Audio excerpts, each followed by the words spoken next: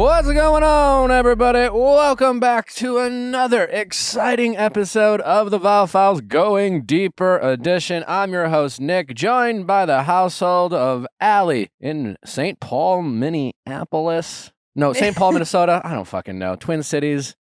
You're not here. The Midwest. You keep saying Minneapolis as if it is the state. Like he I said so many know. times. He's like, I well, can't be St. the Paul is the capital of Minneapolis. I can't be the first one who fucks this up. But there was a lot of comments about fellow Minnesotans and people explaining the Twin Cities and how there's a river in the middle. There was a lot of buzz online. Yeah. Oh, and I could find this in the YouTube comments. Mm-hmm. Okay, so if I want a little history, if you want a little history lesson on Minnesota and the Twin Cities, go check out what episode is that? Somewhere. Go look for it. Monday's Ask Nick. Amanda's back from her wedding. Yeah. You got married? Almost. No. Oh. Nope. I went there to see my cousins get married. It was really beautiful. Cute. It was a really good wedding. They did a choreographed dance. Why do you and it wasn't cringe. It was so earnest. Shocking. It was so fun. Everybody was like freaking out. They did a really good job. It was the perfect combination of like, they were trying their hardest, and it was like, it wasn't like, oh, they're professional dancers flexing on you, but like they had their shit together. I was not worried for them. What was the song? You know, people have asked me that. And I don't remember. And I think it's because I recognized it, but I didn't know the name. I should know that. And then we have Justin at the controls. Everyone say hi to Justin. Hello, Justin. Everyone in the audience. Sweet boy Justin. Sweet boy Justin. Justin. Sweet boy Justin. And just so people know, he's wearing a good sweater. He's wearing a good sweater, and he deserves credit for it. I go in and out of hating this, and I'm It's afraid to wash lovely. it. That I washed particular it once. sweater? Because it's, I don't know, it's weird. No, it's funky and Colorful, fun. yeah. I don't know. I'll take it. Oh my gosh. Yeah, I mean, I feel like of all your outfits, that's right on track. Okay. That's a classic Nick. I don't know if he's complimenting me.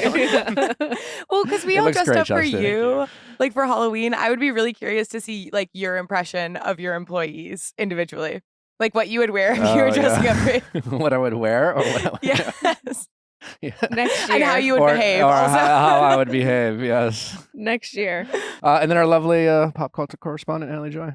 Hey, baby. Hello. How are you? I'm stunning. How are you? So good. All right. Well, lots to get into. We have an amazing episode for you. The iconic duo of Aly and AJ are with us. What a lovely pair. Amazing. That is truly iconic. A nostalgic episode. I know Amanda was over I was the losing moon. it. I was losing it. You behaved yourself quite well. No, I was so excited because it like had that level of not only are they these like figures, but in my personal life, I sang a lot of like "Whoa" in my basement with the Disney Sing It. And so I was like, you know that thing where you're like, if I could tell childhood me about this, she would freak out. Then it makes me very sentimental very quickly. Aw. So I'm happy I can make your dreams they're come so true. cool. Yeah. It's a good episode. It's amazing. It's What a- was the movie on Disney where they set their house on fire? Cowbells. Cowbells. Yes! Oh, I was like, cowgirl? That can't be. cowbells. That was That's so that's like fucking their good. iconic. That's an iconic moment for them. We should rewatch that tonight. Really? You're not interested? No, I'm so down. What yeah. a polite no. Yeah, truly. Really? Really? How about we watch it and are like what I'm sure will be like a movie marathon during Christmas, because Nellie and I are not traveling for Christmas. It's Christmas at home with just us and the pups and the baby. Wow. Yeah. The baby that will still be in my belly. Yeah. Still in the Well, belly. it's like Still in we're my belly. getting close to like that time where, you know, like we probably could travel, you know, like our doctor might not say no, but it's like, is it really worth it? You know, Nellie doesn't want to have the baby on a plane or in Wisconsin. Oh, Definitely God. Definitely You don't. having a baby on a plane. Could you imagine? That would be my luck. All right. Special Forces. Anything Oh to my God. cover? Whoa. Big episode recently. Natalie, what was it like for you to watch the death letters? Horrible. Honestly, it was so fucking sad. I mean, like, obviously everyone's was really sad. Nick sent me a photo of the letter while he was still in New Zealand. So he was like coming back, I think, the next day, and he sent me photos of all the letters. And so I was able everyone to read wrote them. multiple letters. Like, obviously, when you watch it, it looks like we all wrote. I mean, they made it. They showed the letters, so it was clear we wrote a lot, but everyone read like what seemed like 2 or 3 sentences. Right. You know, the most sentimental parts. But I wrote a letter to Natalie. I wrote a letter to my parents, and then I wrote a letter to my daughter, unborn child. And I like between the one between Natalie, my one to my parents is very sweet. Like, I owe you everything. You're the greatest. I love you. It wasn't terribly long, but the one to our baby was pretty good too. Yeah, that one. Yeah, I kind of wanted them to. Yeah, wait, what Yeah, were that some one. of the, because I was so curious. Like, I figured they cut a lot of stuff just for like privacy, sentimentality, or for time. But like, what were some of I the think it's more other for things time. that you said in your letters that you're cool with sharing? I just kind of talked about, I was earnestly writing it as if like she would get this letter after she was born. So it was a lot of like, I think there was a line like protect your character over your ego and things like that. And I was giving her life lessons and little shit like that. It was pretty. I think Natalie has it. I was about to say, let me see if I can just find the messages that he texted me. Oh my God, there's a lot of nudes in here. Nude. Death letter to unborn daughter. Nude. My titties, my ass, Nick's dick. Oh my God. Oh, I think we're getting there. Okay. Did you guys see my coochie and my ass? Say yes if you did. Say yes if you did. Okay, found him. Woo. Oh God. Can I be excused for a second?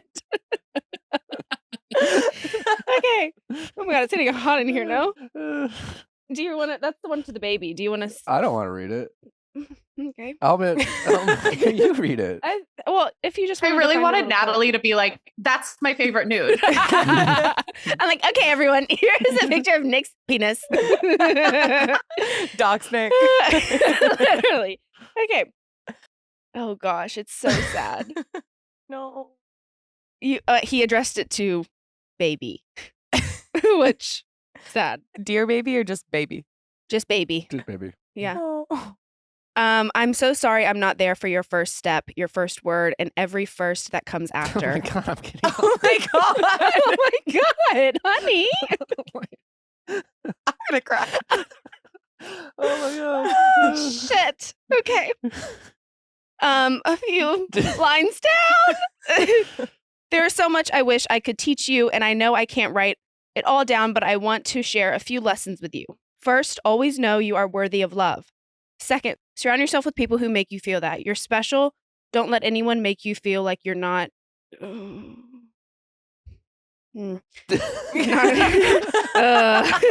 There's a lot of scratches out and like writing above it. And Wow. protect your character, especially in the difficult moments, because doing the right thing is often the more difficult choice in the moment, but it's the one that will protect you in the big run.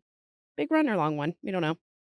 And he ends it with, learn to control your ego or it will control you. Remember that feeling in love doesn't always mean love. Love isn't feeling validated, it's feeling fulfilled. Make sure you find someone who loves you as much as you love them. Take care of your family. With all my heart, Dad. Oh my God. So, he threw in a couple of life lessons in there, stuff that he couldn't teach him because he wouldn't be around anymore. Anyways. It's so sad. Okay. He signed his to me, your chicken, Nick, but they cut out your chicken on the episode. Thank God. Yeah. So sad. I was a couple, I guess, BTSs. Behind the scenes the band? for anybody. Yeah. They really are, like, Tom's getting an amazing edit. It's kind of crazy. I mean, like, whatever. Everyone, they're not there to make anyone look bad. That's not the show. You know what I'm saying? Like, the Right. show is about overcoming adversity. They obviously cast Tom based off the Scandaville drama. Also, did I tell anyone this? But, like, they tried hard to get Raquel on. They were trying to cast both Tom and Raquel on Special Forces. What? That would've You've been never wild. dropped that. Yeah. I forgot. Why did I never tell Wait, anyone how do you that? know this? Tom told me. Yeah. I don't know how far along in the process it went. I don't even know if really it went anywhere. I do know that there was an earnest attempt to get them both on Special Forces, which would have been Insane. awesome. Wild. Yeah. A real bummer from a rating standpoint. But I am really shocked that the show, like, again, there's just so many behind the scenes, and like I was talking with the executives yesterday. I mean, it's only an hour show, so there's so limited in time.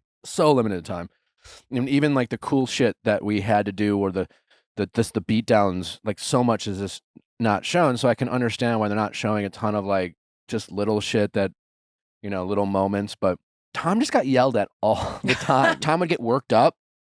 And when he'd get worked up, he would kind of lose focus and he wouldn't listen, And so when we were doing the helicopter drop and you hear Rudy, Joe just kind of fucking around a little bit. And then you hear Rudy yelling at her. That wasn't Rudy yelling at JoJo. That was Rudy yelling at Tom. Because every time we got in the water, like, because it was frozen cold water, they would have, in I think it was episode 2 when we all went in and we had to say these words and we all went in the tent and changed. Well, this time there was that tent there for emergencies, but they were like, you know what, fuck it, change out here. You don't get to go in the warm tent and change.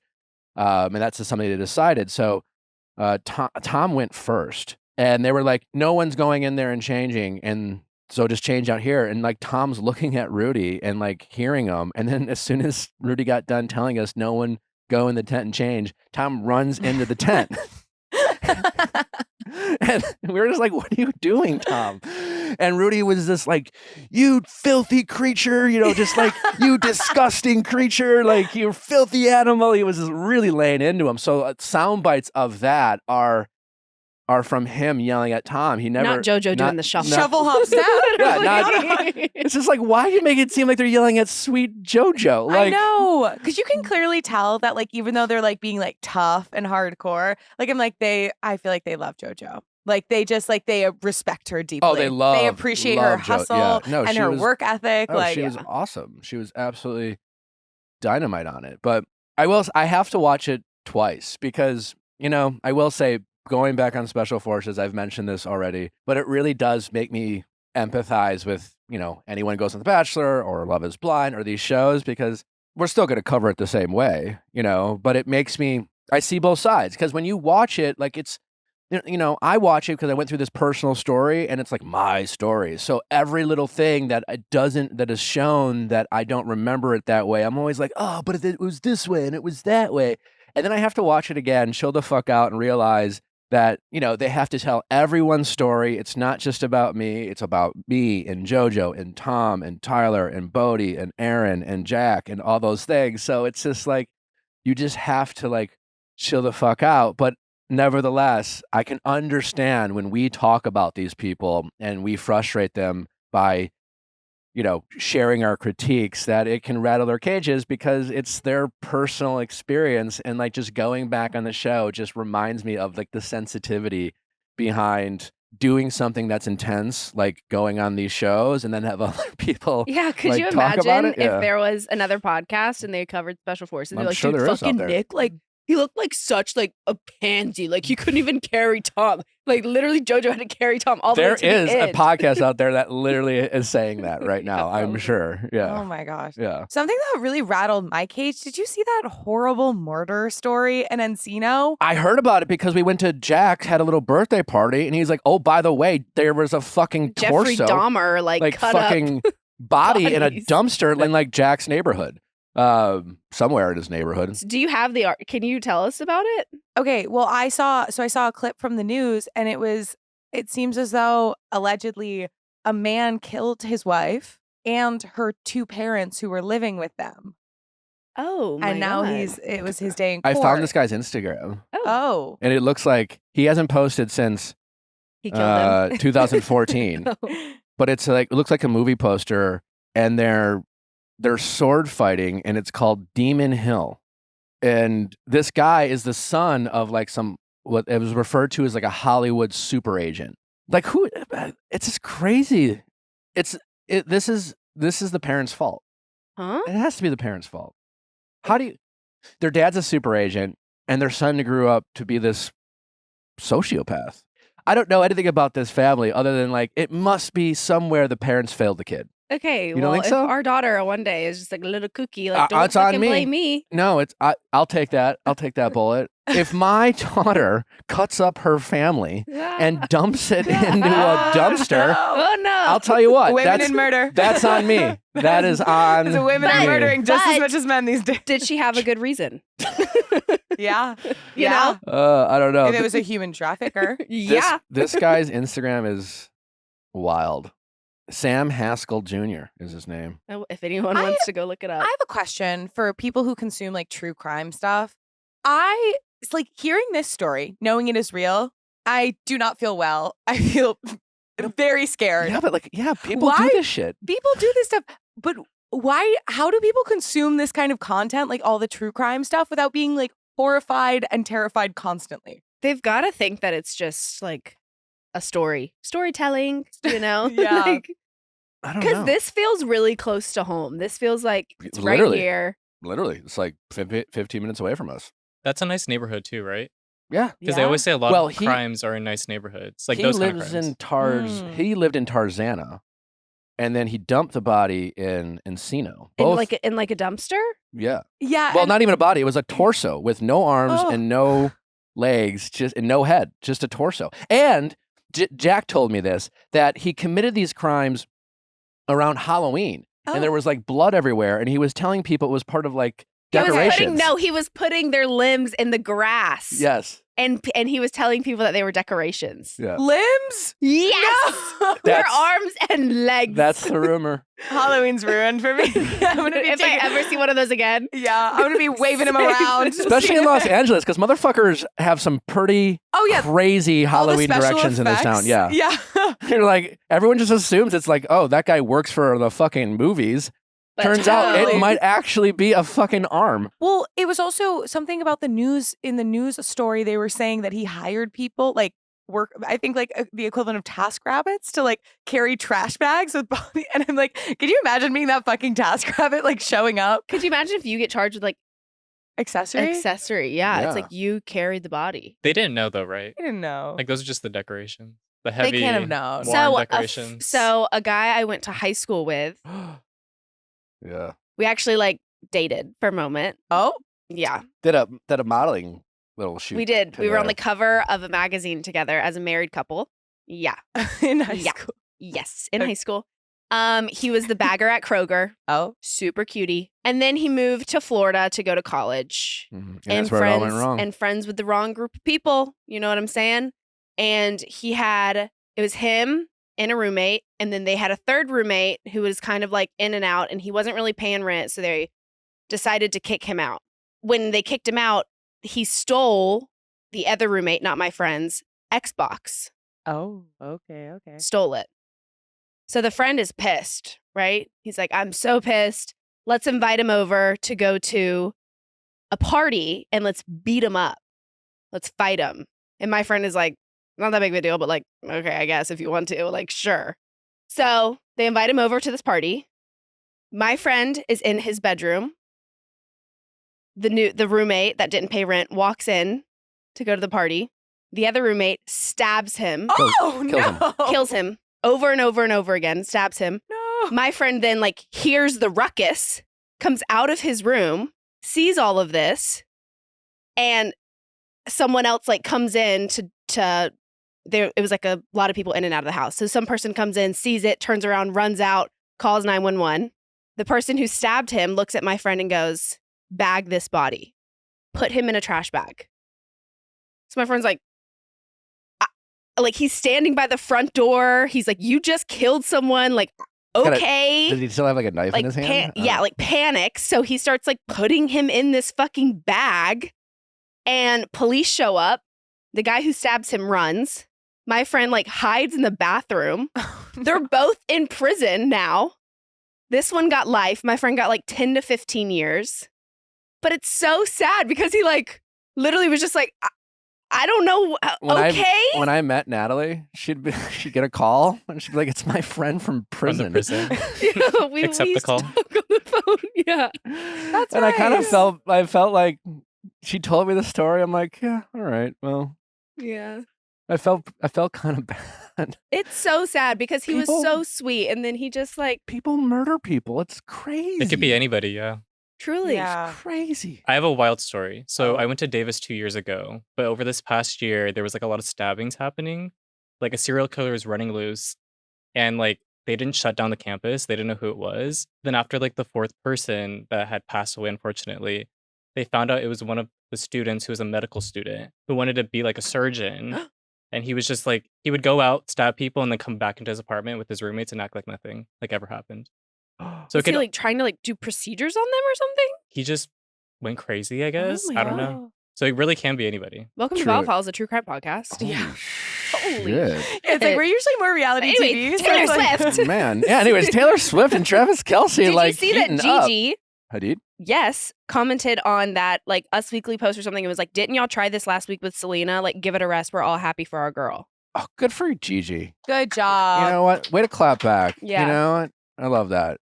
Yeah. Yeah. And Gigi, if we said anything. Yeah, like, I think you did. I think you kind of came for her. I didn't came for her. I was just like, calm down, Gigi. You like, took Travis to, Tyler Cameron to your, grandma's funeral. But I was just protecting our girl, Taylor, Whatever. Wait, did you see about Kyle and Mauricio? How they're the latest drama. Kyle Richards grabbed frozen yogurt with Morgan Wade. Didn't her castmates kind of accuse her of faking this? But it doesn't seem like we're by the way, Natalie and I are balls deep in Beverly Hills. Balls deep in Beverly Hills Housewives. I'll show you balls deep. Yeah, Give me 1 second. Oh, that's a no, different. we're deep into Beverly Hills Housewives. How far in are you? Like, what's the most? I'm fairly. I mean, I've watched episodes here and there, but like we just sat down and started watching the current. We're up to date. We're up to date in the current season. Yeah. Where Sutton walks out of the Magic Mike. Yeah, Sutton. By the way, just calmly get up and just say, "Hey, not for me, ladies. Have a great night." I don't think that's real because I've met Sutton before a couple times, and she's not like that. What do you mean? Like she's very like free, open to like the stripping. Like she's in WeHo all the time. Like. Well, that's what they were saying on the episode. Exactly. She brought a fucking like block of dollar bills, and she was definitely the whole pants drama. She was ready to party. She's on the board of the American Ballet. I'm on the board of the American Ballet. She just kept saying that. It's like I feel like I don't care. To be fair, I would say that too. If I were on the board of the American Ballet, I would like get stopped. Any chance you could, you would just say that. They really they are. This season's kind of they're editing it almost like that Kyle's the one kind of almost having the midlife crisis, not Mauricio, right? Well, she's also the longest standing housewife on the show now because she's been there since season 1. So I think 1, she's trying to like secure her spot, but then also I think 2, they're like, well, if we're gonna like make noise, we're gonna make her noise. Yeah, so much noise that obviously it got Mauricio on Dancing with the Stars. But they're fighting about like tattoos, right? Yeah. And I'm like, well. Yeah, they're just like kind of bickering. But then they kind of still weirdly, I don't know. I think it's interesting though. They are making like Beverly Hills into like a dating show, kind of. If you've noticed, so like Sutton is doing like her like matchmaking, and then there's always some relationship drama now. How do you feel about Erica Jane? I like her. I think she's like good TV. I think she's entertaining. I don't know if I could like hang out with her. I was on Dancing with the Stars with her, and like the person I got to meet really loved. Like she's quiet and reserved, and she comes across as standoffish, which I don't mind because so do I. But if you talk to her, she's quite lovely. But watching her on Housewives, she does things that are just. I think it's the last season specifically problematic. Yeah, and it's just like. I feel like if you deleted her whole like scandal with like the earrings and the fraud and stuff, then she's like really nice. Yeah, like there's nothing wrong with her. That's kind of a big butt. Yeah. The whole Magic Mike scene really took me out. She was spread eagle. She was on the ground. Like this. Everyone tune into YouTube right now. You're listening to this. Erica Jade and leather pants. Audio down. And his face was in her crotch. Yeah. And then the guy's licking whipped cream off Kyle's chest. She comes out and she's like, I had someone whip cream off me. How was your night? She's like, I'm on the board of the ballet. It's just like you have I'm sorry, like a stranger is putting his tongue all over your legs and chest to lick whipped cream. Like nothing sounds more foul to me than that. Also, I have some questions. I feel like there's some sticky residue. I think they either did too thorough of a job, which is creepy and weird. That's a lot of tongue action. Or there's some like leftover crusty She came out with a towel. Oh. So it was like she was still wiping. Yeah, still wiping. And have you been, like, I haven't been to the Magic Mike show, but I've been in the Chippendales show. Why? Because Why? Because it was like guys not out. My friend Jared. It was my friend Jared, your friend Jared, performed. He was okay. That's very exciting. And you so went to go support. We went to support. But these. Did you get pulled up on stage? They're like, hey, Nick, you should do next. I'm like, not. My cold dead body would never fucking do this shit. But they're in these like fucking dumps of a room, and like they're not. It's grimy. It's fucking grimy. It's if you went to like a basement party on a college campus. That's the and kind Kyle of Richards is in her Chanel dress on the floor of the stage, getting whipped cream licked off of her. I saw, like, horrifying. Dorit never leaves the house without a uniform that is like some sort of Dior or Chanel. And then and I feel for her, like, I mean, obviously the robbery the switch up and all the thing that she has done is horrifying. But when she's in her ITM talking about her PTSD wearing this Chanel like outfit, it is so hard to empathize with someone when they're dressed and decked out in Chanel. Just a note. That's a good point, though, because last season wear a t-shirt. Last season after her robbery, she went through like therapy on the show, but people were like, like if it's really therapy, are you doing it on the show? Well, any therapy on a show is not real therapy, because a real therapist isn't allowed to do that on camera. Like it's against the rules. Well, I was going back and watching old Summer House, and they do it with Lindsay. It's not real. And I was like, this is not above board. No. So it's always like some fake therapist or whatever. I don't know. Yeah. Anyways, we're into it. Very quick, speaking of trauma being aired out on the screen, have you seen there's a ton of interest from A-list celebrities about obtaining the rights to Britney Spears' memoir? Brad Pitt, Reese Witherspoon's, Margot Robbie. What? They all have the production companies. Like Brad Pitt produced 12 Years a Slave. So like these are like legitimate production companies. Oh yeah, like this isn't just. I think he won an Oscar for that. Yeah, I don't know everything Reese Witherspoon has done, but I'm guaranteed. Hello Sunshine did some major stuff. Major stuff. So these A-list celebrities have A-list production companies, and now they want to make a movie out of her memoir. Yeah, they're fighting for the rights right now. So would you rather have Brad Pitt, Reese Witherspoon, or Margot Robbie be in control of that? I feel like Britney should be in control of it. No, well, no, I mean, like, she doesn't have a production company. I mean, she will be in control of like who. I'm guessing. I don't know. I'm sure she has the right. Who do we think out of those people will respect Britney the most? Her story. Yeah, I feel like Reese. Yeah. Reese I'm having a happy moment of being like, I think they're all pretty. I would trust all of them to tell this story with dignity. Yeah. And tell it rigorously. Like my first thought was like Margot Robbie. I feel like it's just so consistent and but then Reese is also great. And then even Brad Pitt. I love Brad Pitt's movies. Can you imagine him active listening to her in production meetings? Like just like looking her in the eye and like really listening to everything she has to say. Brad Pitt could play her dad. Oh. Which is kind of a weird because maybe not, because it's always going to be Brad Pitt. It's hard to hate a Brad Pitt character. Yeah. So maybe, it's too. We really need to despise this person. Yeah, we need like a proper villain. I also saw that they were considering, Britney was in separate talks about maybe making it more like a documentary where like she would be interviewed. Oh yeah. Well, it's unclear if it's even going to be a movie or a TV series. Like it's just TBD. TBD. Gut reaction, does either of those seem more compelling of like telling it in like a more like fictionalized format? I want a TV series because I feel like you're going to get more. Like, I don't want to see a 2-hour movie. I want like an HBO Max, like gritty, like honest. Yeah, because it seems like all the bombshells. It's Max now, by the way, just Max. Someday it's just going to be Cock. We're going to be watching Housewives on Cock. Oh, from Peacock. I was like, why would Max change to Cock? I saw like a meme that said, "Your move, Peacock." Yeah. When HBO Max went to Max. Anyways, I'm a child. I think it about wraps it up. Yeah. All right. Well, it's time for Aly and AJ. Get ready to be nostalgic, have some fun, some sweet, sweet conversations with the lovely team of Aly and AJ. Don't forget to send your questions at asknick@theviallfiles.com for all your Ask Nick, texting office hours, mediations. You know the drill. Also, programming note for next week, Thanksgiving. Enjoy your families. We're only going to be dropping 2 magical episodes on Ask Nick on Monday. A reality recap with your favorite Susie Evans is joining us as well. So that's Monday and Tuesday next week. And then take the rest of the week off. Enjoy your families. Have a safe travel. God knows you haven't listened to every single Viall Files episode. So if you're thirsting for more, go back and check out maybe the Lindsay Hubbard episode, some Ask Nicks.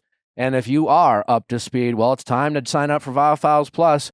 So many update specials available for you behind Viall Files Plus. It's a 7-day free trial. Check it out. Go to viallfiles.com. We have our pop extras. We'll probably be talking about Patrick Mahomes not washing his underwear and what does Brittany Mahomes and Taylor think about it. So many burning topics we talk about. Plus, your Vanderpump recaps. We're wrapping up season 2. So much to check out. All right, it's time for Aly and AJ. Did you know that poor sleep can cause weight gain, mood issues, poor mental health, lower productivity, and so many more just kind of health bugaboos? I sure did, because when I don't sleep well, like sometimes I'll be having days where I'll be like, why am I unable to remember anything? Or why am I getting so emotional? And almost immediately I'm like, it tracks back to a lack of sleep. And if you're having a hard time sleeping, you got to check out Beam Dream. Introducing Beam Dream. Well, we've already been raving about them. Beam Dream's powder.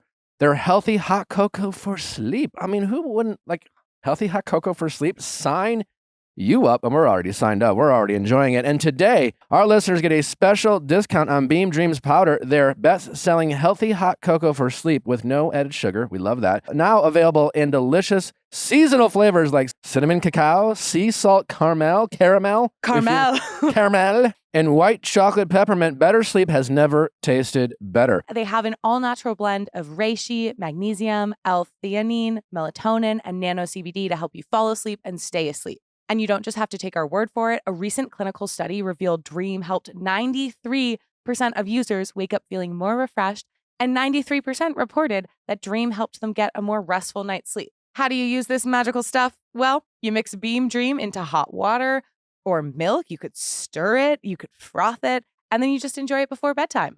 Find out why Forbes and New York Times are all talking about Beam and why it's trusted by the world's top athletes and business professionals. If you want to try Beam's best-selling Dream Powder, take advantage of their best sale of the year and get up to 50% off for a limited time when you go to shopbeam.com/VIALL. The discount is auto-applied at checkout. No code necessary. That's shopbeam, BEAM.com/VIALL for up to 50% off. That's half off, people. Nick, you could talk about Helix in your sleep. Yeah, no, truly. Every time we were doing, we're talking about, I beam when I get to talk about Helix. And in the past, we've been traveling so much, Aly and I, but lately, every time I get into bed, it's always this moment. Getting into bed's the best part of my day. And that's because you've got a Helix mattress. Truly, I think it is so cool how Helix knows that people are different sleepers. Some people sleep on their side, their back, and it has all of the different options you could possibly need. And you can take a sleep quiz so it will easily recommend the right one for you. They're so confident. They give you a 100-night trial, 100 nights, and there's a 10 to 15-year warranty. So that way you know that you will be sleeping well for a long, long time on their mattresses. And you get a 100-night sleep trial. You can try it for 100 nights, and if you don't absolutely love it, you can send it back. You won't, but you can. They have a mattress for everyone, up over 20 different matches to choose from, depending on your sleep preferences. You just have to take their sleep quiz at helixsleep.com, put what you're looking for in a mattress, and pop out an amazing mattress from you. In case you care, Aly and I sleep on the Moonlight mattress, and it's a goddamn dream. Get ready, because it's obviously the holidays and Black Friday is upon us. So if you haven't been dipping your body into a Helix mattress every night, now you have a chance to. During their sale period between 11/10/23 and 11/19, Helix offering 25% off all mattress orders using code HelixPartner25. That's 25% off. That's a huge savings when it comes to mattresses. Again, Helix is offering 25% off all mattress orders and 2 free pillows for our listeners in honor of Black Friday. Go to helixsleep.com/VIALL and use code HelixPartner25. This is their best offer yet, and it won't last long. With Helix, better sleep starts now. Aly, AJ, welcome. Hi. How's it going? We're good. So How are you doing? I'm doing great. I when I was thinking about how I'm going to introduce you guys, my first thought was like, how much thought went into, and maybe you guys have talked about this already, but like Aly, AJ and Aly. How did you guys decide on the order? I think it was flow. Like what sounds better? Yeah. Okay. AJ and Aly doesn't quite have the same flow as Aly and AJ, in my opinion. Maybe also I'm the But oldest. is that because we know it now? Could be. You know, Yeah, it's one right? of those weird. It's like anyone cold now. play versus play cold. It's like play cold sounds ridiculous. But is if, that just because we know them as but if cold 20 play? years ago it came out as play cold, everyone would have been like Coldplay. What the Right, fuck? right. No, I think it's a better flow. I don't think that too much into it. It's kind of like Ashley and Mary-Kate and Ashley. But it's so like iconic now. Mary-Kate It's got a good rhythm to it. Yeah. It flows. Yeah. Sure does. Well, how are you, ladies? What's going on? We're How's good. life? We're good. How are you, Nick? I'm doing well. Yeah. Yeah, we've had a really nice little sister weekend, actually. Yeah, we've been home for a good minute. We did quite a bit of touring. Not as much as we did last year, but we're like done with any, shows and being on the road and living in a tour bus for a good bit of time, which is really nice. So we've been just at home enjoying going to like farmers markets, And Wonder Bar Pilates classes, and but still hanging out. It's seeing not like friends and Yeah, hanging no, we out. hang a lot. We see each other a lot. so. Despite all the touring and the making music and working together, you guys, there's truly We're tight. Yeah. tight. We're super tight. Yeah. She's moving soon, so we're kind of soaking up all of our time together. Where are Yeah. you going? I moved only about an hour and a half away, so I'm not down the street, but I'm not too far. So like I can definitely drive in to get to AJ's in an hour and a half, which is great. But like Yeah. up north. But Yeah. it's still like, It's still It's still a something. move. yeah. We It's still literally something. live, as of like Currently. 2 weeks ago, we lived like 4 minutes from each other. Literally, we Yes. just drive from one side of the canyon to the other. Yeah. And so now now you it'll have to be- make plans. I know. You know. I know. Yeah. Now it's going to be a full hour. and Who a is half. that going to affect the more? I mean, don't you know. in terms of inconvenience. Yeah, I mean, I'll be the one doing the hour and a half drive for like writing sessions and Because she'll have to come into LA meetings more. and stuff. Okay. But maybe me because I'm the younger one right, 'cause emotionally. she's the baby. But I'm prepared for it. I'm May I ready. ask We've spent a lot of time together. Why the move? Yeah, we just wanted to like change it up. We were looking for like a little more space. We feel like we were kind of outgrowing the home that we're in, which we still love and we still own, and we're just renting it out. But we were just like, let's just switch it up. Like we've been here for 8 years, and it's my husband and I and our 2 dogs, and we were like, I don't know, it sounds like a fun adventure. And it's not like forever. We might only be there for a couple years and then say, hey, we miss LA. We want to come back to the canyon. Can I follow up with you? Just because I'm Totally. really curious how this goes. Totally. I am too. Aly and I are expecting a kid. Oh, and you are? Congratulations. Yeah, we're really excited. But ever since then, we've been here. I've been here for 8 years. Aly's been here for 3. Okay. Love LA. Yeah. But everything you're saying about like, I don't know, would it make sense to just get a little bit more out? Yeah. Of Well, I think LA. as you get Yeah. older too, you start to realize that like LA is not the main reason why you have to like be tied to living here, especially if you're in the industry. I think as you get older, you start to figure out like, I don't need to live here, and I don't have to be chained to Los Angeles. Like this is not my full Mhm. identity. Even though AJ and I grew up in LA and we're like Valley kids. It does become your identity, kind of. It kind of It's does. weird. And the more travel that we've done over the years, the more like touring and the more, just like visiting friends that live in other cities, the more you start to realize, well, okay, there's a lot of positives to LA for sure. Don't get me wrong. But there's also like some negatives to it as well. And there's some beautiful towns all over Yeah. the US that are a lot more affordable or a lot more quaint. I think being able to travel as much as Aly and I do, it's opened up this possibility that there are other options and not to be so stuck in your ways. Like it's Yeah. easy to be like, I'm an LA kid, born and raised. I can never leave. And it's like, nope, the world is our oyster. Well, we have that's so true. many That's places another we thing. can be. Now and I the other day we're having a girl, and so thank you. Congrats. And You're naming her Aly. obviously, or AJ. We haven't Or decided. Or AJ, yeah, whatever flows I guess best. not Aly because that's Yeah. your name. So Yeah, true. But the other, like a couple months ago, we were like lying in bed, and I don't know if it was Nally or me. I was like, "Our daughter's gonna be a Valley girl." Oh, Like, is that are we okay with that? Is that okay? Because like that's like an iconic like thing, Yeah, no, Valley yeah, sure. girl, And then we were like almost self conscious about it. But I don't know YouTube at all, really. But you guys seem wonderfully down to earth. Your and kid can be a normal. normal Valley girl. Thank you. Yeah. Yeah. Definitely. You Yeah, guys. That's very sweet. You've been in the limelight your whole life. You've had enormous success, and yet you two seem like just wonderfully well-rounded, normal, Mhm. chill hang. So it is possible. It's Like, possible. What It's possible. advice do you have for Nally and I when it comes to like raising our daughter, our kids, and things that like really served you two growing up in this environment? And how did you guys stay so chill and normal and Mhm. well-rounded? Because a lot of people who have had similar paths to you both, maybe more eccentric, more I don't, not Yeah. to point, Yeah, but yeah. just We're kind of eccentric, but yeah, we at least didn't like lose ourselves. Yeah, like, it seems like you have a good like awareness and relationship with mental health, and it's something that like you're very mindful of in a way where some people haven't always been allowed to. I think develop that was very much our mom. Totally, our mom was very like just talked about everything with us. Nothing was like a secret. Nothing was hidden from us, which I think is really great. And you know, both our parents like they're not together anymore, but I think they gave us the feeling that we were unconditionally loved and that we could really like do whatever we wanted to or whatever we set our minds to, which I think just encouraged us to like be brave in the life choices that we made. And then it helped, I think, having like, you know, not to say you guys should have a second kid, but I think having another sibling does really like give you a balance as a child because that's your buddy. That's like your sidekick, and we had that with each other, especially because we were close in age. I agree. Is it the two of you? Do you have any other siblings? No, just us. The two of you. Yeah.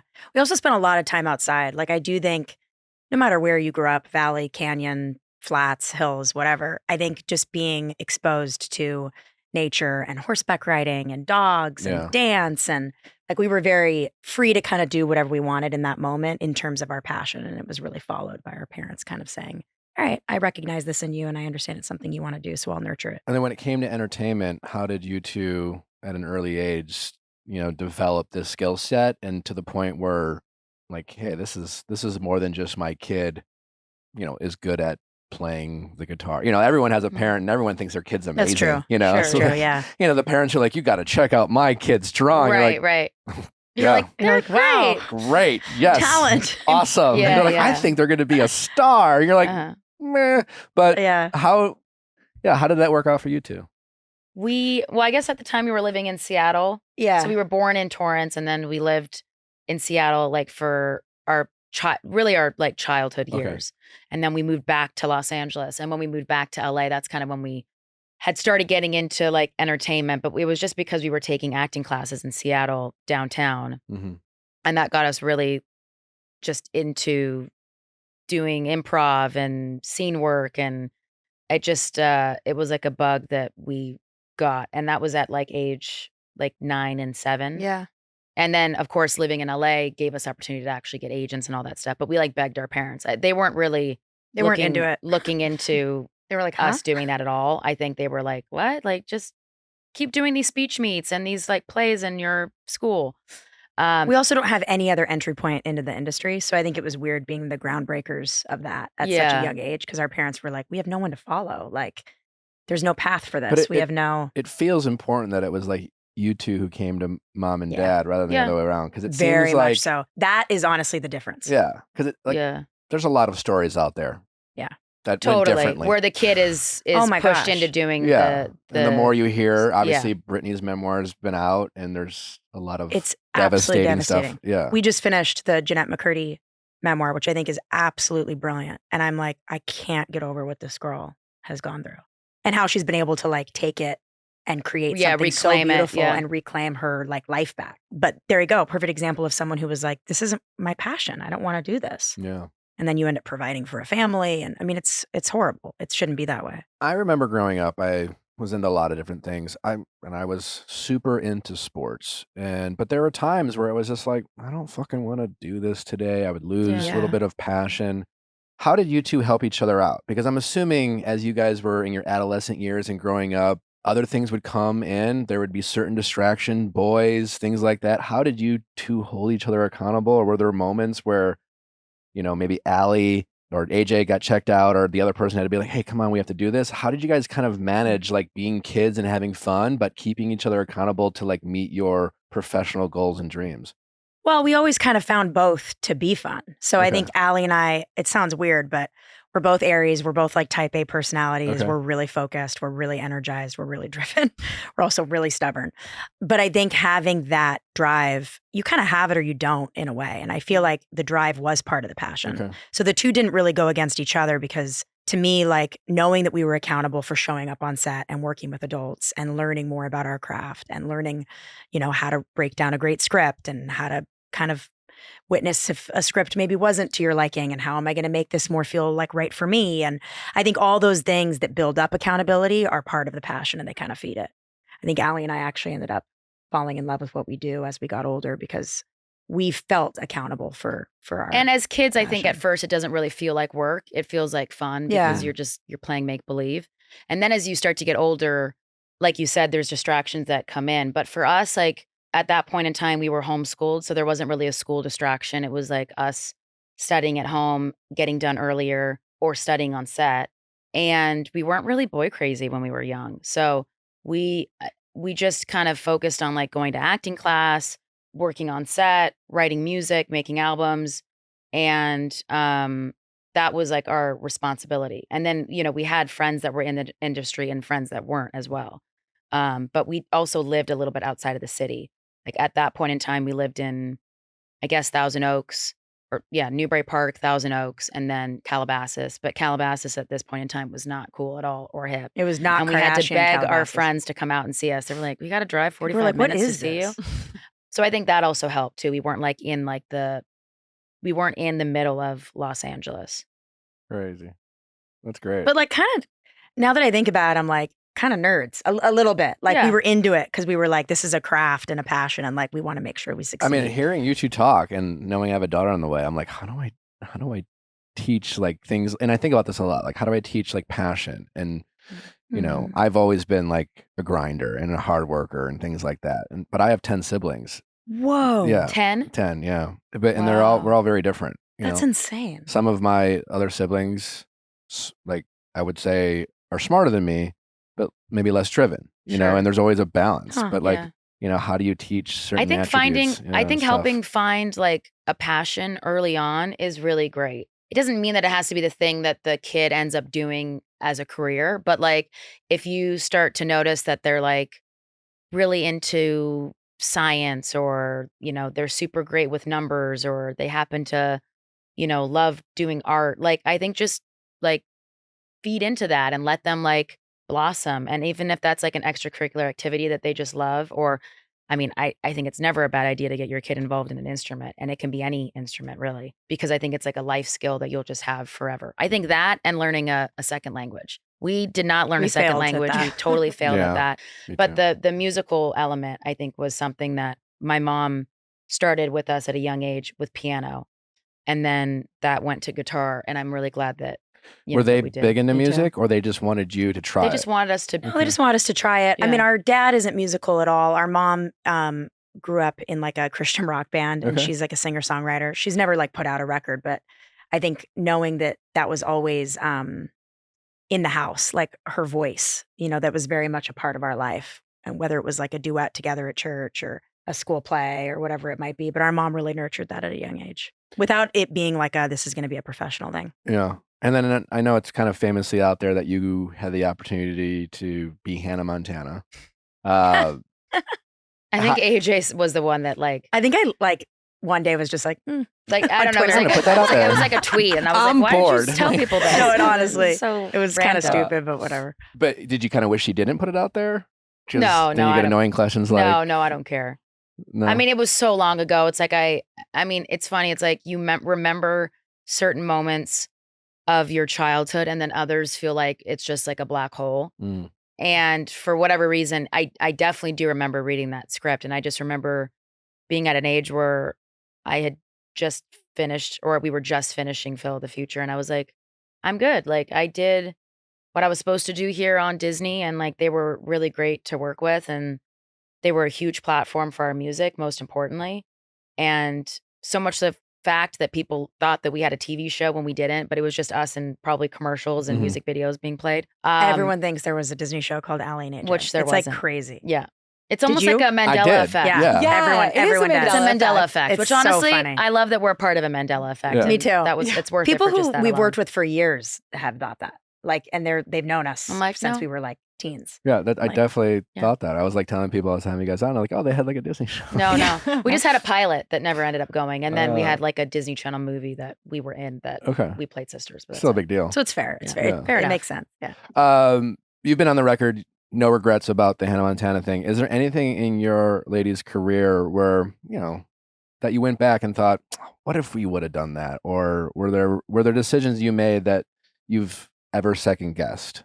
Not that you regret it, but maybe wondered what could have been, or We talked about how we wish we hadn't stopped touring. Yeah, I think we took a really long break from music that was not really, I don't know. I don't think it was the best choice. Looking back on it, I'm like, it would have been really nice to have just kept that going. Like, that's something that you kind of have to nurture and feed and work on your songwriting, work on your live show, work on your, instrumentation and your craft. And I feel like Aly and I ended up taking acting, not more seriously, but just kind of focused more time into acting for 10 years. And do you think that was kind of fell by the wayside? Kind of because jobs were coming your way and you were both enjoying it? Or was it maybe a product of you guys maybe subconsciously saying, hey, we love each other, we love working together, but we're going to do our own thing for a minute? Or was it just we weren't signed? Happened? We weren't signed at that point. Like we had left our label. So I think a lot of it had to do with that. We were a little lost. And not having like a home for our music, even though we could have still kept touring and said, well, we don't have new records out, but we'll play you all of this music. So I think that was part of it. Yeah. And I think, like AJ said, we were taking over. The acting was taking over, and we were a little lost, I think, as artists, as adult artists. We didn't really know what we wanted the sound to be like. We felt like we were kind of maybe pigeonholed at certain times when we were on the label. And so it took just like time away, I think, for us to find ourselves. Yeah, we're almost like playing catch up for it a little bit now, which is fine. It's like you can't change the past and you can only move forward. But I do think those are 10 years that we could have been touring and keeping up like a very consistent music career. I've heard from a lot of people, I don't know much about the music industry, but people who do work in it, I remember someone always telling me, got to play your hits, so to speak, I mean, yeah. No, you do. But do you two, as you're developing new music, how do you enjoy playing the old ones because, potential breakup song and the crowd goes wild? Or is it just, there's something to be said about trying to grow from your past or just, leave things in the past, so to speak? How do you guys balance that? I think you can always bring back every year old hits as long as you can keep it fresh and still enjoy playing it every time on stage. Once you're not enjoying it anymore, I think it is really hard. I do get excited over people's pure excitement and joy for some of the old material. So it doesn't really get old. Like I don't feel like, oh gosh, we have to play Potential Breakup song again. It's like we kind of know we're going to always be playing that song. It's more a matter of like, how do we make it new and fresh and feel different and flow with the without music we're changing the song in its entirety, Yeah. But I agree with AJ. I think when we were like in our early 20s, we were rebelling against wanting to play some of those songs. But now I think it's like in our 30s, we've like come around. Yeah, like we've full come circle. circle. We're like, we get it. We're good. Let's just do it. It's totally different, but I think, everyone has when I started this show, it was like, I don't want to be like a Bachelor show or a Bachelor podcast. Right. And so for the first year, barely talked about The Bachelor. We didn't recap it at all. We might talk about it for 5 minutes here or there. And it wasn't till the show was like recognized as something other than that. Then you're like, okay. But I was like, all right, we can go back and talk about it a little bit more. But yeah. And then I kind of went through this, which made me think about this is I learned to just embrace it and a little bit better. I wasn't so resistant to it. I was resistant to it to a fault in a sense where why don't I just act like I do enjoy it? Because I do sometimes talking about things from the past. And like, I felt like it connected me better with my audience. Totally. In a way where I stopped being so resistant so then I could appreciate creating the content we were creating rather than being, oh, I got to fucking do this and do that. And I think people kind of heard, you could kind of feel that through the mic, so to speak, the enjoyment out of it. Yeah. It still must be fun to go on stage and have people just screaming. It's totally when your fun. favorite songs come on. It is. Because also I know what it's really like sweet to be at a concert with a band that I love and I want to hear those songs from that second or third record. They might be on the seventh one now, We're audience members too. Like we know what it's like to be at a show and be like, I really wish they had played that song. Who are you guys the biggest fans of? Ray LaMontagne. He's like my hero. Okay. I think he's the greatest living musician right now for our generation. We're big singer-songwriter. We're big Ray fans. We just saw him and we're big My Morning Jacket fans. Yeah. National. War on Drugs. Ooh, really. It's a lot of like male rock. Honestly, it's a lot of men. I really like the National. We have too much female energy ourselves. I saw the National in concert and they're so good live. They are, but it was like a little it's a slower show. Yeah, it is. They're a slow jam, slow burn. Yeah. Yeah. You have to be prepared for it. Totally. It's a very moody music. It is. Oh, yeah. Yeah, you can really get in your feels with the National. Major feels. Yeah, you're right. Yeah. Do you like Aaron's stuff with Taylor Hadesk? I do actually. I do, yeah. I think it's good. I think they work so well together. I think they're a really and the good fit. Alcott on their album. Love the Alcott. Yeah, I think it's a good collaboration and obviously she's a fan of the National, you know, and so it makes sense that she would like say, I want to find the guy that's behind this sound. But I think it is really well done. And it makes me think like, oh, wow, she's got really good taste. Like to have pointed out Aaron Dessner, I'm like, that was a very smart. It's very specific. Yeah. Is there a song of yours that you feel like people kind of sleep on, or like, not like you're saying you are entitled to more like listenership to it, but a song that you're really proud of that you're like, I don't know, I think this song kind of flew under the radar, and I think if more people gave it a chance, they might really vibe with it. I don't know. What do you think? I mean, I don't know how well you know our catalog, but is there a song that you're like, why isn't this song?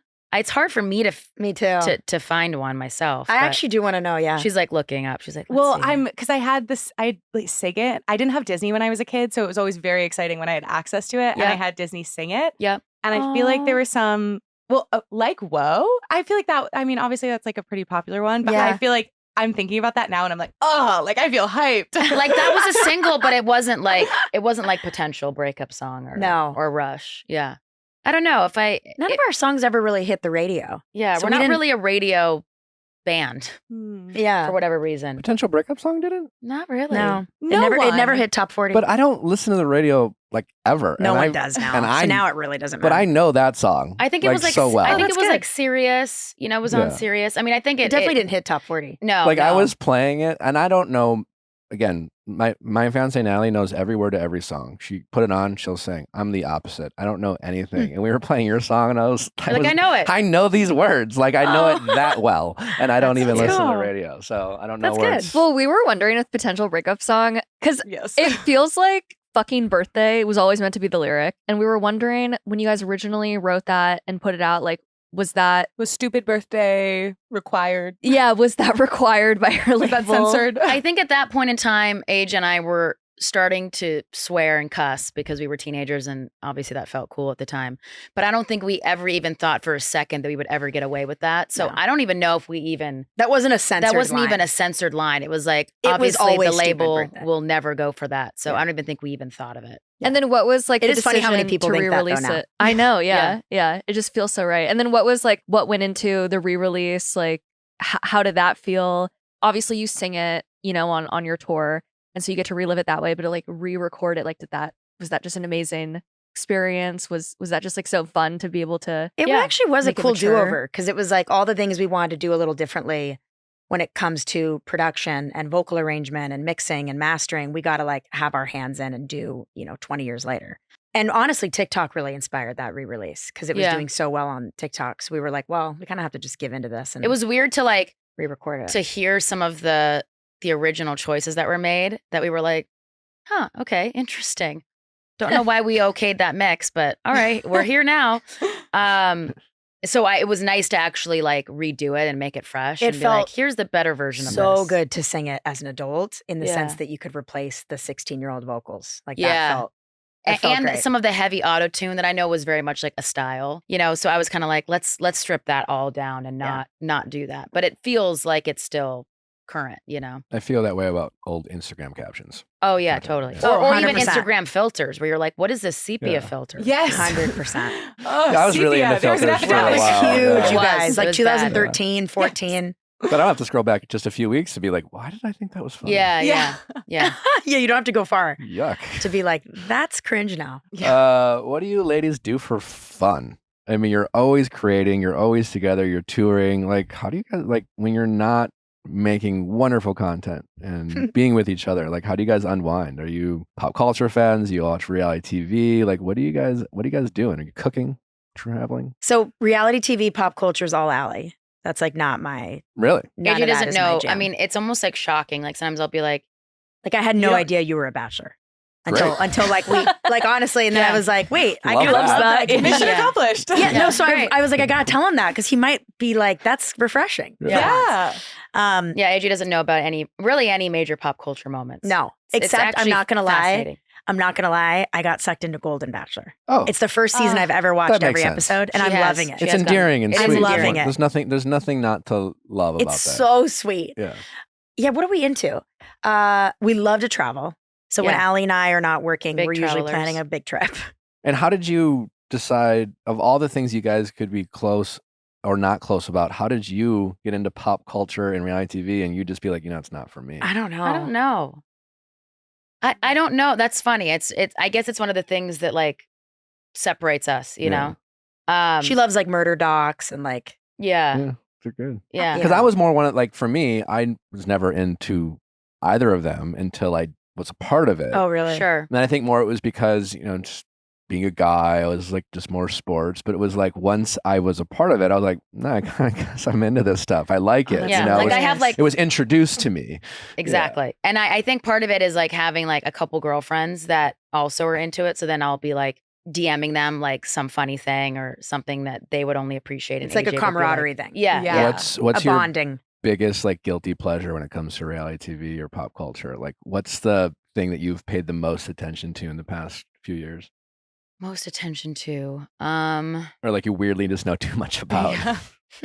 Could give a TED talk on. Yeah. Could give a TED talk on.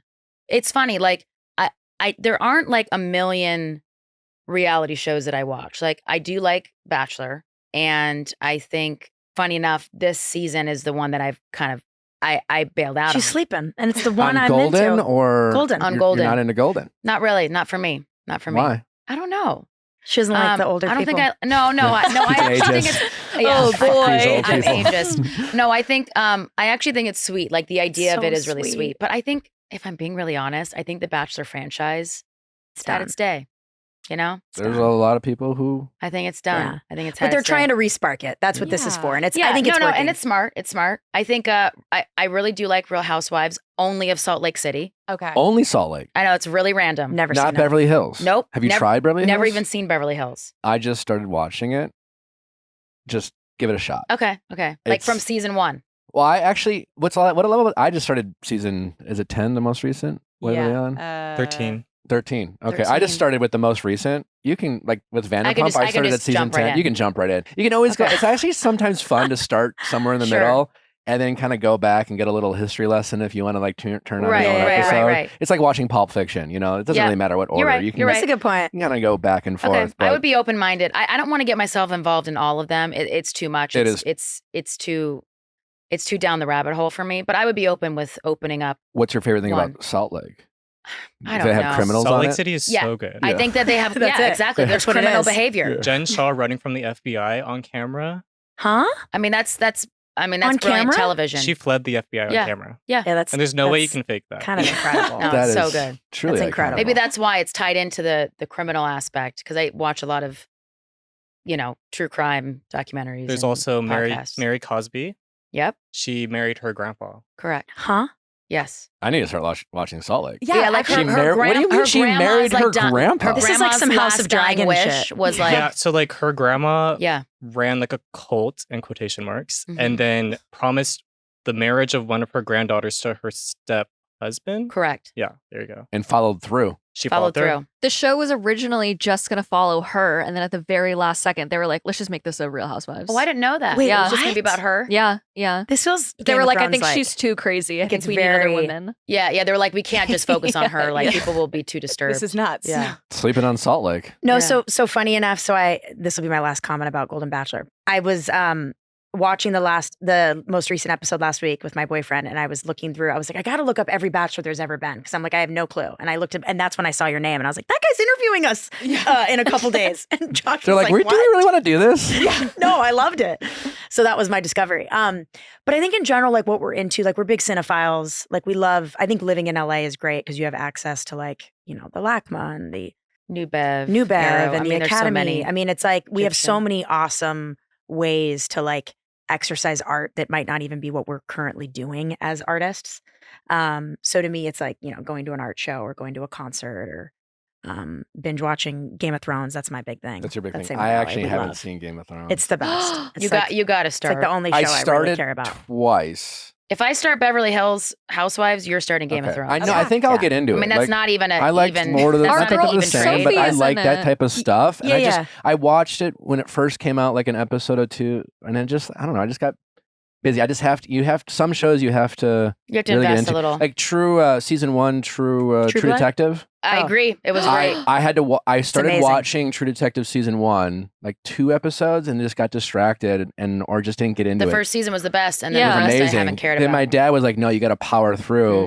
And once you get to like episode 5, it's one of the best shows ever. It is. Sometimes you just have to find a way to get into it. Also, I will say, Game of Thrones season 1 is such a good first season for a show. It's insane. I think. So I finally just got into House of Dragon. It took me like a full year. Ugh. I don't know why I was just sleeping on it. Because I think I was so like, I'm a Game of Thrones girl forever and I can't get into this. Like the pilot I wasn't into. And now I'm like, I love House of Dragon. I do have to ask with the whole like love of Game of Thrones and like Joe Jonas being your first kiss. Like, are we like Team Sophie or are we like, because we're a Team Sophie house. Oh, here. Interesting. That's funny. I love her. I mean, I think she's super she's talented. great in the show. I think she's so good in it. She is. She's wonderful. But in real life, did you ever like wonder what was behind the ring I've cam? never met her. You know? Huh? The ring cam? You haven't followed the story. Oh, We no, have. by the way, she doesn't know enough. No, Aly told me about this. So she told said her. something I on the told ring her. cam. Yeah. And it ended the marriage. Like that exact moment, which obviously there's Also, other doesn't stuff. this sound like a stretch though? Like, doesn't that seem like something that somebody like called in and it's total BS? That's a little weird. Well, I Ring don't cam? honestly have a dog in the fight. Like I can't pick a team because I'm like, I don't really, I mean, I know a little bit about it. I only have a dog in the fight just because I met Sophie once at a Dodger game. Was she sweet? So nice. Yeah, I've heard she was she's really with cool. Joe. She seems very normal. And they were like a few rows behind in front of me, and she turned around and was like waving. And you know, like when someone that they're like, there's no way she's waving at me. So I'm like, and we're at the Dodger game, and there's always a lot of notable people there. So and then like it could be anyone she's behind pointing at me, and I'm like, there's just no way she's pointing at me. And I did not want to wave at her, thinking like someone was behind her. But it ended up being me. She was a Bachelor fan, and she was so nice and sweet. Oh, that's cute. And then I messaged her, it was great to meet you. And she responded with like a thumbs up or a like or whatever. And then when the divorce happened, I just let her know that we're Team Sophie here. That's hilarious. You're like, just so you know. You just so you know. Yeah. And she responded just with a OMG, thank you. She was very sweet. I think that whole story rubbed me the wrong way. I just really hated how his team actively tried to win the breakup. Yeah. And I agree. Breakups are hard for everyone. There's messiness. And if there's kids involved, that even seems kind of weirder. It's like people should just be classy and like go their own ways. Everything should be amicable as much as they can. Yeah, relationships are fucking hard. And maybe Sophie fucked up. I don't know. Maybe she did something she has to apologize for. I just think it's so much more wrong to try to win the PR game. I agree. And it just left the priority needs to be somewhere else. Yeah, so I was immediately PR. like, no, fuck you, Team Sophie for sure. Like it's I'm sure there's some regret from the team after all the backlash. Yeah. Or that team changed and they're no longer maybe. the team. Yeah. Maybe. Yeah. Anyway, was he a good kisser? We were like 15. Remember? AJ was like 15. We were so young. She's like, I have notes. I'm like, I think we were both sloppy and inexperienced. It was such an iconic, I feel like, Disney Channel era. Like it was almost like this capsule wardrobe of stars because it was such a consistent, like, you know, like Camp Rock, Hannah Montana. Like that's like, we're there looking back and obviously like very happily with partners now. Is there like, if you had to date someone from that Disney Channel era, is there anybody who were like, I think we would have gotten along well? Looking back, but I don't think I would think like any of the people on the channel, I would be like, they'd be a great boyfriend. I'd be like, they're probably a terrible boyfriend. Do you guys? Well, it was just so incestual. It was like everyone was dating each other, like Zach and Vanessa, Miley and Nick, Selena and Nick, me and Joe. Like it was so. It just kind of becomes this cesspool. Also, is that what you call Disney Channel? The channel? Oh, is that like what the cool kids channel? call it? Oh, I guess she always calls it that. I do say the channel. She does. Oh my god, that's pretty funny. I like that. New That's pop cool. culture thing. I'm channel. handing down to the you guys. files. The channel. I mean, if you want to share or just a yes or no is fine. But I'm curious with all those memories of dealing with all those child stars and the parents. Do you guys remember any kind of crazy moments of parent and kids interactions? You know, it just must have been chaos.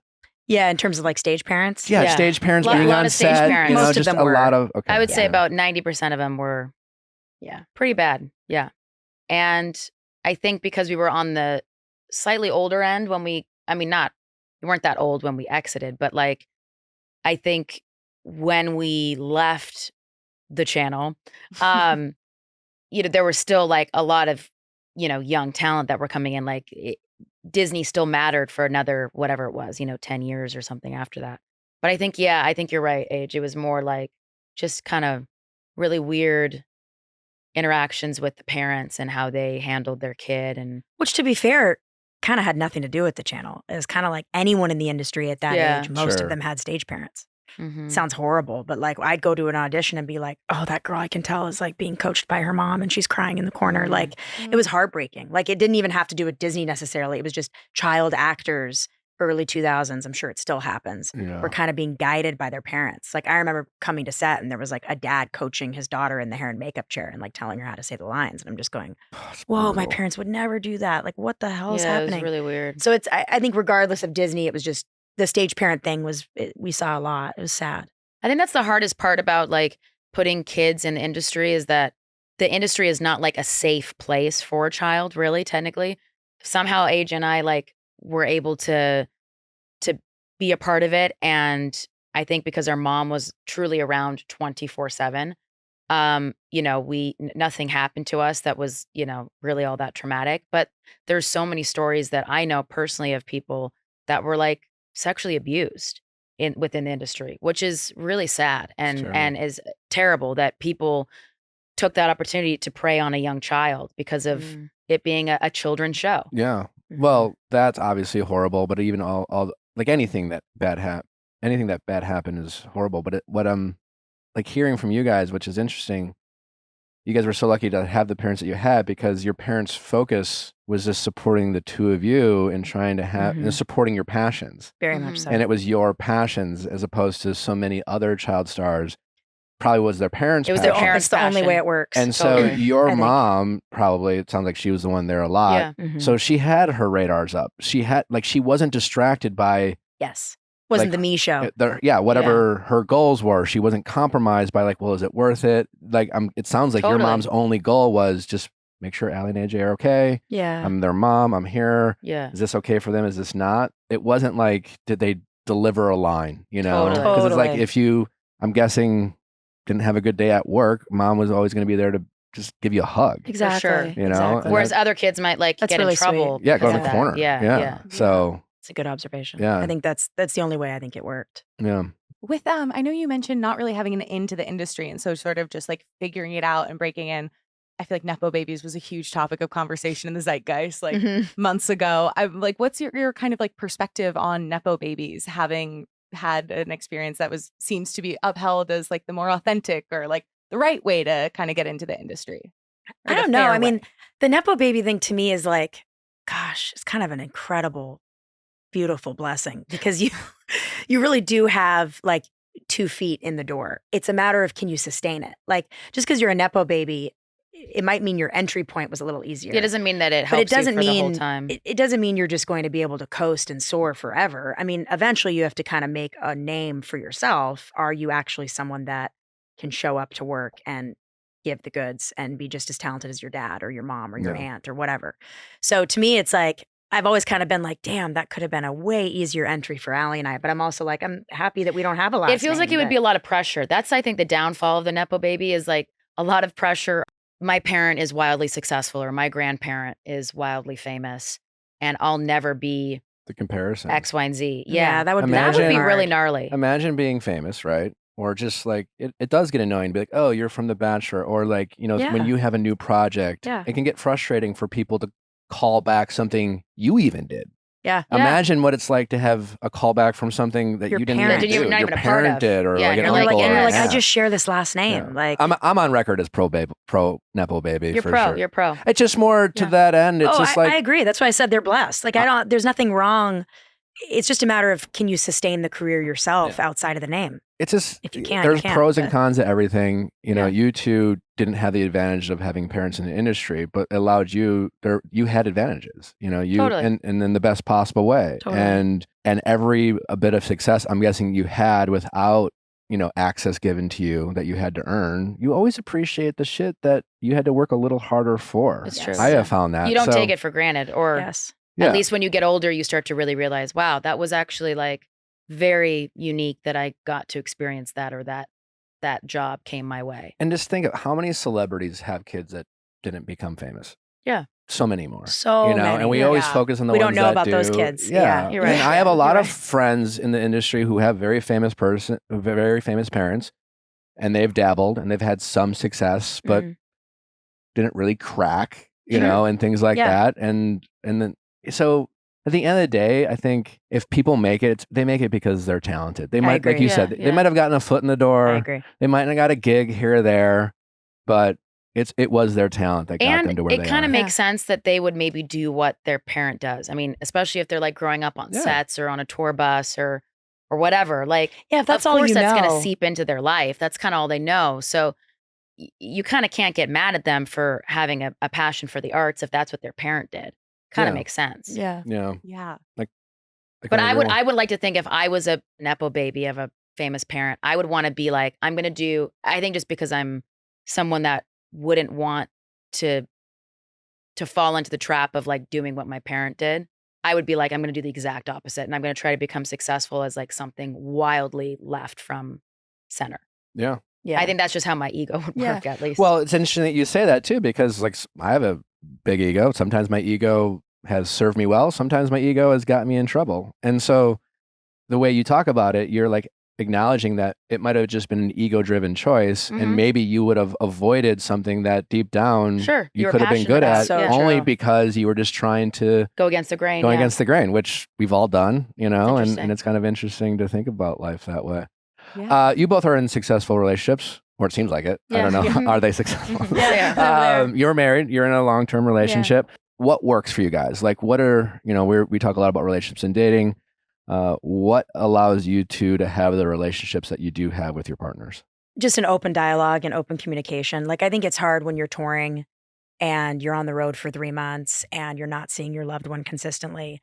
You have to have some sort of connection that you at least build virtually that can kind of be your, like, this is sustaining me for 3 months, even if I'm not seeing this person. So to me, it's like a constant dialogue. Like, my boyfriend and I are super, super communicative and always just like very in touch with our emotions. Like, he's been in therapy for like 20 years and he's like, he brings that into our relationship, which I love because it actually really helps me. It's a really beautiful partnership, and he's in the industry too, so he gets it, even though he's not like a touring musician, he's an actor. So there'll be moments where he's on set for months, and he understands. What about you? I mean, my husband gets to come out with us. He gets to come out with us because he's really part of like the team. He's like our creative director, and, you know, he photographs and you know, shoots all of our shows. And so having him out on the road, you know, obviously I've gotten spoiled having him with us. And I'm never really kind of away from him for more than like 2 weeks at a time. And that's usually with like shooting a project or something. I think that's probably the longest we've spent apart. But we met when I was really young. I met him when I was 23 and he was 27. And I don't know, we just kind of knew that we were each other's people. And it was very easy kind of from like day one. So I think when it comes to like our relationship, you know, I mean, honestly, it's kind of sometimes the three of us because he's very much so a part. He's like a brother. Sure. Like, he's like a sibling now, or like point. Sister wives. It's weird. Not that weird, but it, you know, it's interesting. It's a unique relationship that we all three have to like get along because we spend so many hours together on the bus, you know, on the road, you know, flying, traveling. But I think he really gets that, like, he gets what we're after as artists, and I think he wants to help like bring that vision to life, like a parent, you know, that he's like, I'm here to help make your dreams happen. I think sometimes at the expense of his own, which I think is really, you know, selfless, but he's amazing. You know, he's the perfect half to, it's like the yin and yang. And then AJ is that version, but as a sibling, you know? Yeah.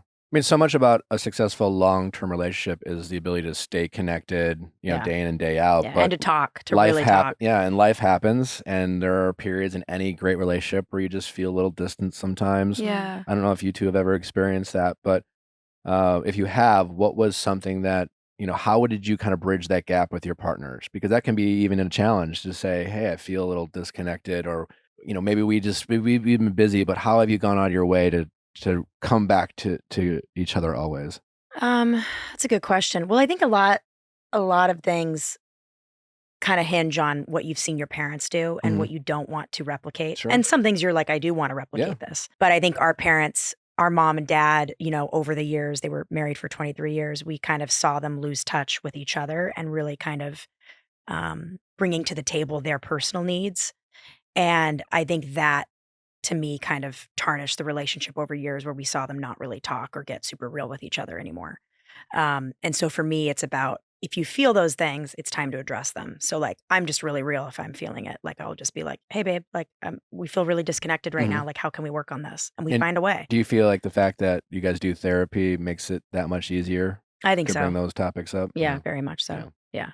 What about you? I think for me, when I felt distant, it's usually when I'm really depressed and I'm having like just a season of like sadness, and it usually isn't related to any specific thing. You know, it's I've always struggled with depression since a very young age, and you know, I went through kind of a recent like rough patch where I was changing a medication, and it was making me feel really, really, really bad. And you know, my husband was just there to kind of like hold my hand and get me through it, but you know, he himself isn't on, you know, anxiety medication, depression medication.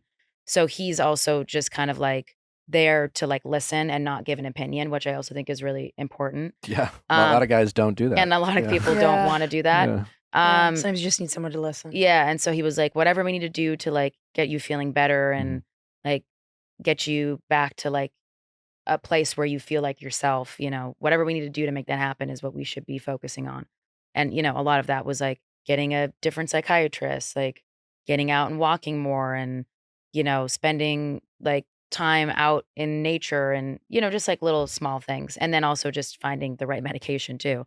That on its own was a big change. But I think that having like a partner that's willing to like go through the like hard points with you is really important. I mean, that really shows you that they're the right person if you're able to get through that and weather that storm. Oh, 100%. Yeah. It's easy to have fun with someone. Yeah. Totally. Yeah. It is really easy. Totally. For the most part. But it's getting through those lows that really make that connection that much stronger. Yeah. How long have you guys been together? Oh, I'm his producer. Wait, why did I think? Oh my gosh, I thought you guys were together and having a baby.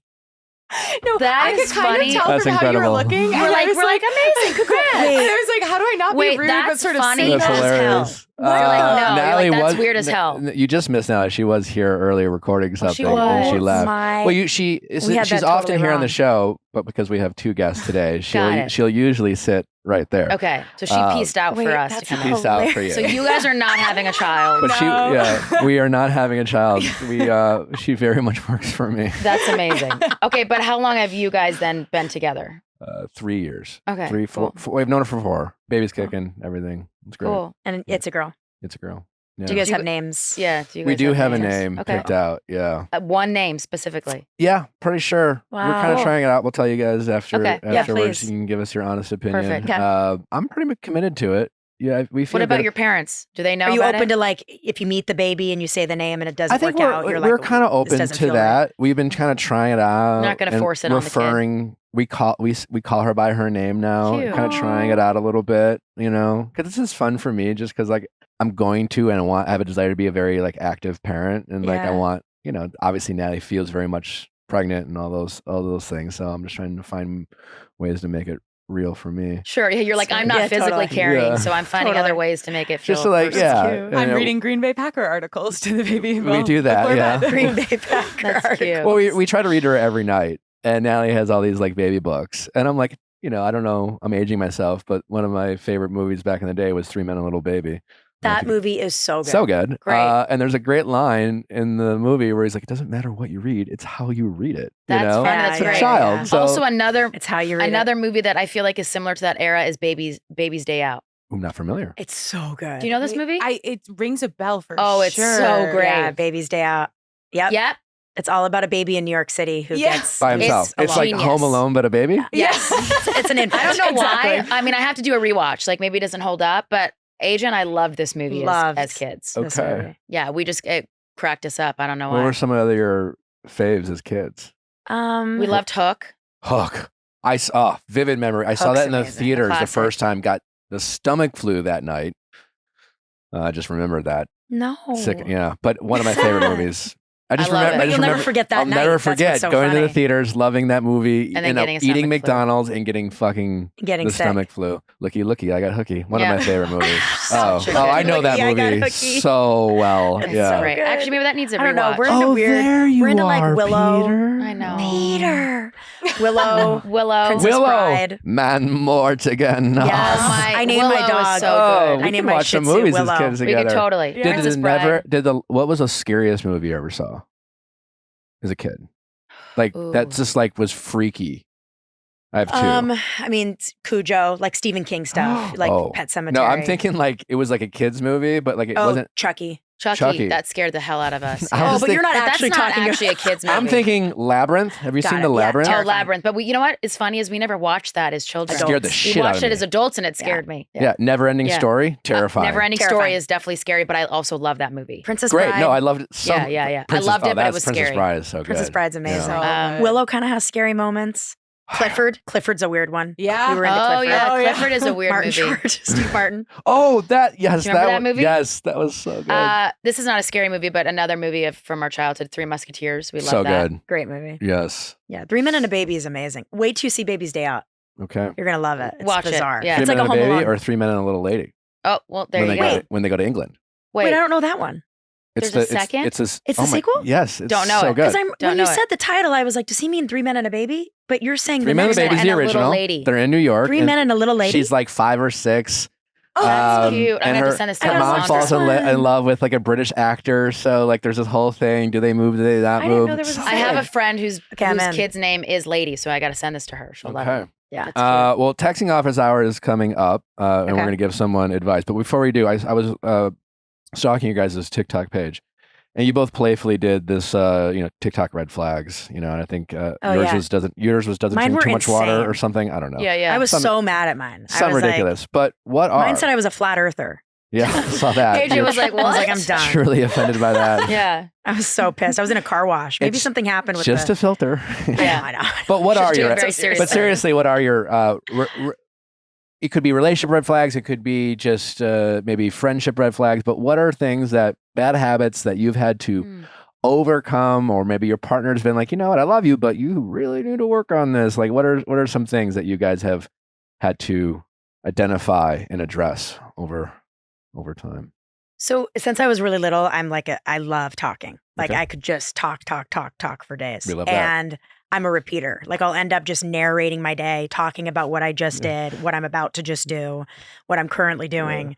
And that gets a little annoying. I'm used to it I on gotta work text, on it. but it's annoying. But I'm just used to it now. She's here to confirm. It's annoying. I mean, I guess I I do a empath- small version of You it, do but it's it. not like AJ. You do it too. Yeah. Not as I'm bad. So, a like, in repeater case you too, haven't heard though. me, I'm just gonna say it one more time. I'm a I just wanna get narrator my of life. I call point it a out. narrator of life. Do you Yeah. ruminate a lot? Yeah. Yeah. But out loud. Like external processing. Yeah. Like I Yeah. feel like It's that's how very I much that. understand how I'm feeling. Yeah. Is like Mhm. when someone asks me how I'm doing, like I don't know when I start talking than I do by the time Right. I finish. Yeah, it's a I- stimulator for me too. I empathize with you. My manager says everything 3 times. Just Oh, so that's like Oh, a yeah. crazy You- OCD they know. thing. I Yeah. think a red flag Which is for me cool. is like sending kind of like slightly blunt, to the point, semi-harsh emails. That have so many Emails. typos, it ruins its gravitas. No Yeah. offense. Wait, Yeah, I am somebody with typos. I Is there a empathize with both of you. line from one of those emails, Grammarly. like not the whole email, but just like one specific little chunk that kind of embodies the tone that you can achieve? Should she refer I mean, to it? I can refer to one. I just sent it, I think, a couple days ago. Love Fresh. I've I sent a won't- I couple won't- emails in the past. I'm like, I probably could have waited a half hour and got less angry. I know. Yeah. We're usually pretty good about that, but Sometimes I'm just like, I have sometimes no with patience. Sometimes with Aly, I'm like, this would have been so good had it not had 6 typos. Like it loses its. I wish you would just read stuff before you send it, because that's when it This loses. doesn't have its, any. It loses Ty- its this doesn't have spice. any typos. It does, but okay, okay. I have so many typos that Okay, hate so 'em. this is They're- one. they're- I mean, I that's don't a know. I huge red think this flag is for me. kind of not super. I'll take out the names, but it just starts with, "Hey, let's be on top of who's actually being emailed when it comes to putting peeps on hold, like people in the team on hold for shows. So and so has been on CC on recent emails, and not so and so. They have the same name but different last names. Also, why hasn't so and so advanced the Christmas tree lighting show? I see Yeah. absolutely nothing just- wrong with that email. No, I don't think so either. No, it's but just to the not, point. but it's not nice. It's not. It's not like a, hey, could we? And I maybe also be didn't even mindful?" sign anything off. I just Sometimes sent you that. have to be curt. You didn't sign Yeah. off. No, it's just that's it. And I sent it at 4:10. She doesn't PM. usually send off. Just and like I haven't sent gotten a from my response iPhone? about it, but I was don't 2 think days that's. ago. I don't think that's mean. Yeah. Yeah. I mean, that's probably on the lighter side, but yes, like you can be direct. I can be direct in a way. Yeah. But I also don't mean, sometimes I don't think it's actually on purpose. Like I'll just be like, that was just me. Do you think most times direct. you don't mean to? I would say half the What's time your I don't awareness of mean, it? and then half the time I actually am like upset and I'm sending a As pointed someone message. who feels like they relate to you a little bit, I feel like 10% of the time I know I'm activated and mad Right, sure. and like, but 90% of the time I'm just more like, Just trying to write it and get it done. hey, this needs to get done. Yeah. Like, Yeah. no hard I will feelings. say I have an easier time writing something like That's that fair. than saying it on the phone, which also is not great, maybe. Like I'm not a confrontational person, so it's harder for me to said that.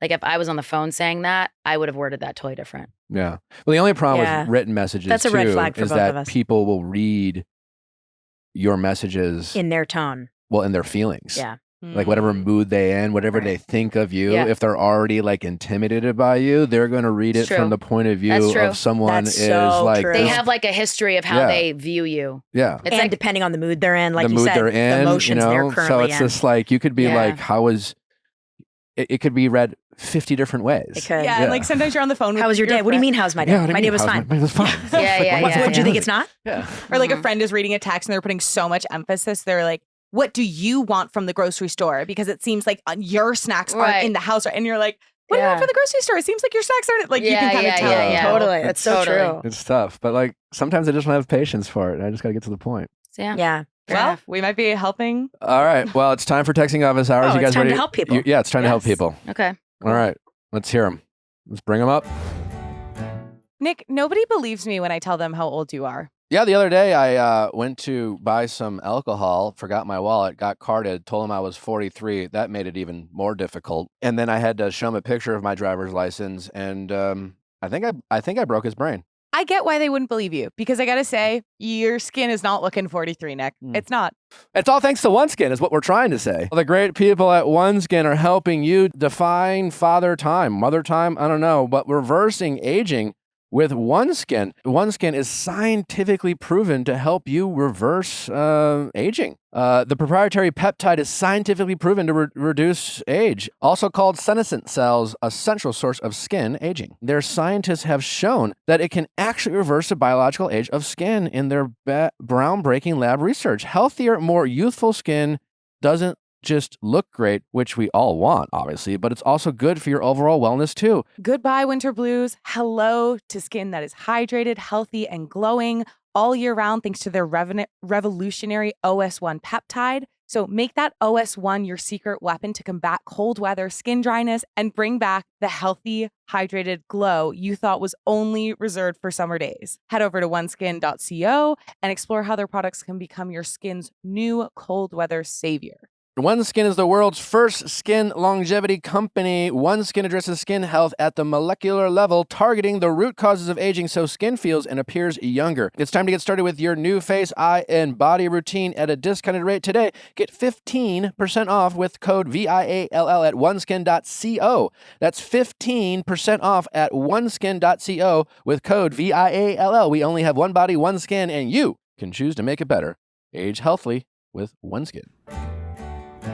It's time to stop having wet, soggy, damp feet. Oh, Yeah. just hearing that No one likes makes me that. feel so uncomfortable. Look at those shoes, Amanda. Look at those stylish tennis shoes. Okay, I love it because, we've all done, I feel like you're on an adventure, you're traveling, and you're wearing some of the ugliest shoes you've ever seen in your life. Waterproof shoes have not, in my past, been shoes that I look forward to wearing, but I'm so excited. I got the Vessi Soho sneaker, and it just looks like a nice sneaker. No longer do you have to look like you're going on some sort of mission. Yes. Yes.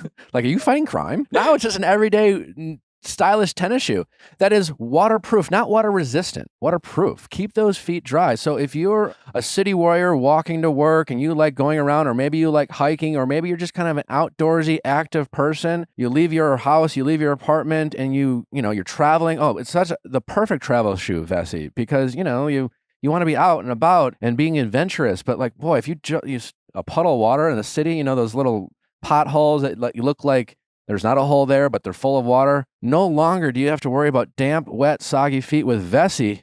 It's truly a gift from God. Not only are they super comfortable and stylish, they're also lightweight, breathable, and vegan. So completely ethical and functional. If you're like us and you want to be ready for anything, rain or shine, or if you have a trip coming and you need the perfect travel shoe, head to Vessi.com/VIALL and get yourself a pair today. That's Vessi.com/VIALL and get shoes for the best autumn yet.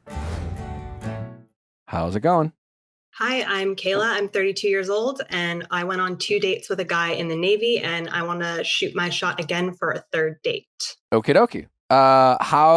Well, tell us about the first 2 dates. How'd you meet? What's the background story? And I guess the big question is, as much as we are excited to help you, why do you feel like you need our help getting this 3rd date? I mean, this is still somewhat fresh, but I mean, maybe I even don't. I've had time to marinate on this situation, and I'm thinking maybe now it's like, do I keep the little tiny sliver of pride I have left, or go with it? So I'll see what you say. Yeah. But basically, yeah, so I matched with a guy on Hinge in September. So he was 32 as well, worked in the Navy. Even at the beginning, he didn't really seem like a day-to-day texter, but he was good at initiating plans. So he just like made the plan and we went on the date, which I'm fine with. Like, I'm not a big texter either. So we only went on the 2 dates. The first date went well. It was dinner. He paid, good conversation. He was tall. I'm tall. So we need tall gentlemen, good looking, but like didn't know he was good looking. So I feel like that's the best kind of good looking. Intelligent, like aligned values. It ended with a bit of an awkward kiss. And I will say, like, I'm maybe kind of standoffish I can be, or I don't help the guy make the kiss easy, I guess. So if they don't go for it, it can kind of like linger. And I'm just kind of like, what are you doing? But he finished the kiss. It was fine. He followed up after that date and he said he had a really good time. And he was it the same night or the next day? So we went on the second date. The next date. So yeah, it was kind of like the night after he said he had a really good time, and then he planned the next date about a week and a half later. Okay. Yeah. That's good that he like initiated that. The second date. I'm seeing a lot. I'm hearing a lot of green flags. Yeah. What happened? Okay, where'd you go? Oh. I thought it was okay. So we went to dinner and then we went to a comedy club, and he had booked the tickets in advance. He paid again. He came to pick me up. Very sweet, like gentleman, got out of the car. There was like some awkward silences at the comedy club portion, but it wasn't terrible. Like, it was just one of those moments where it's just like, you don't know where the next performer is going to come on. So you don't know if you start like a big conversation or not. So I don't know if he also felt that, but I was thinking back on it, there were some awkward silences. When you're feeling awkward silences, what do you do? Like, are you thinking about the awkward silences? Are you kind of panicking over it, or do you kind Probably of handle not it like you do a kiss? panicking, but maybe in my head just deciding of like, are we comfortable in this silence? Like, obviously I wasn't, because I was thinking about it, but I was just like, maybe he is. Okay. Yeah. Okay. Like, I was kind of like, maybe he's fine with the silence. So I just left it. Or maybe you were just like actively judging your date in real time, and maybe there's just not something obvious that either you had to say, so you didn't say it, which is, I honestly think, better than just saying crazy shit you don't mean, Yeah. Yeah. Like, filling I don't in think air. that was the terrible part. Like, yeah, there were a couple of things that, like, thinking back on it at the dinner before the comedy show, I maybe didn't come off great. But again, this is just me kind of thinking about it now, trying to find reasons as to like why he might have ghosted me. What was in your head is why you thought you maybe ruined it? I thought maybe, so we were talking about standards, and he was kind of saying, like, complimenting me in that he said, it seems like I have high standards. And I'm really close with my family, but like, I'm also close with my dad, and I have like a really high opinion of my dad. And I feel like in my head, maybe I was trying to say things like, I have a really good male role model and how I expect to be treated. And it probably more came out like, my dad's the best, and we'll see if you measure up, kind of thing. And I don't know, like, this is me going back and overthinking it. Well, how did you say it? It may have not sounded great. We were talking about like handy work and like doing, I guess, like construction type of jobs around the house. And I was saying how like I used to date guys who would tell me to do something with my car, and I'd be like, I would go to my dad and he would be like, that's not what you're doing with your car. Like, don't listen to them. Kind of like those kind of things. Like, I had examples of people who I used to date, and then my dad would just like be like, don't listen to that stupidity. So that's fair. Yeah, I don't think that's the end of the world. No, but if I was this guy, I'd be like, oh, she's got a smart dad. Yeah. Yeah. I think it really just depends on your delivery. Okay. I like to think of myself as picky, or I have high standards. I think sometimes people who have high standards and are picky can come across at times as judgmental. Mm-hmm.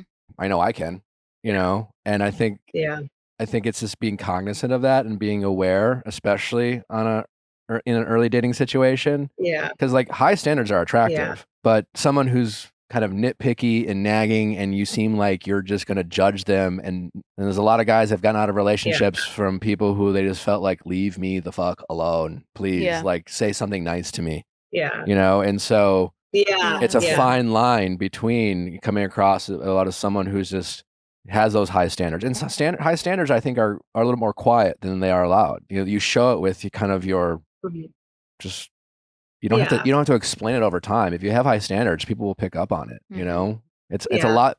It comes across a lot stronger just by showing people in real time. You know, standards being, you know, at the pace at which you move a relationship or how you expect to be treated. You know, rather than like telling them and giving them orders and things like that. It's so subtle, but it's just maybe it sounds like you. I'm hearing from you that you know that maybe you have a habit of coming across a certain way at times. I know I can as well. So it's just being kind of mindful of those little things. I think with people I like in particular as well, like I think it's like almost I liked him. And so I wanted to make sure that he didn't know I liked him too much. So it was almost like I was doing that to be like a little bit like, hey, you're not that great yet. Almost like in my head. That's never been interested in a girl and thought she liked me too much.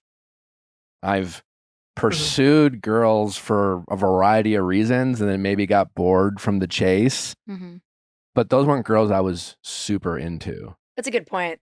You know? And if I was women's version of playing hard to get versus like what a man actually thinks about is probably really different. I think for a guy, especially in 2023, to go on a date and then text the next day, I had a really good time, or somewhere in 24 hours is a huge green flag. I agree. I have always done that with women I was really excited about. And if I went on a good first date, you know, to the point where I was like, hey, I had a really nice time, I'd like to see you again and make another plan. Like, I'm into you. I don't know much about you, but I'm definitely into you. And like, you have to go kind of batshit for me to have you like me too much, you know? Like, it's got to be stalker vibes. Yeah. Was this their last chat? Where and what did you send us? Yeah, so I sent some texts and I'm just pulling them up here. So so he didn't. You said he ghosted. Like, what do you mean by ghosted? Kiss. Well, so I texted him. I waited. So that was on the Friday. I waited over the weekend. I didn't hear from him again. So he didn't text me after that.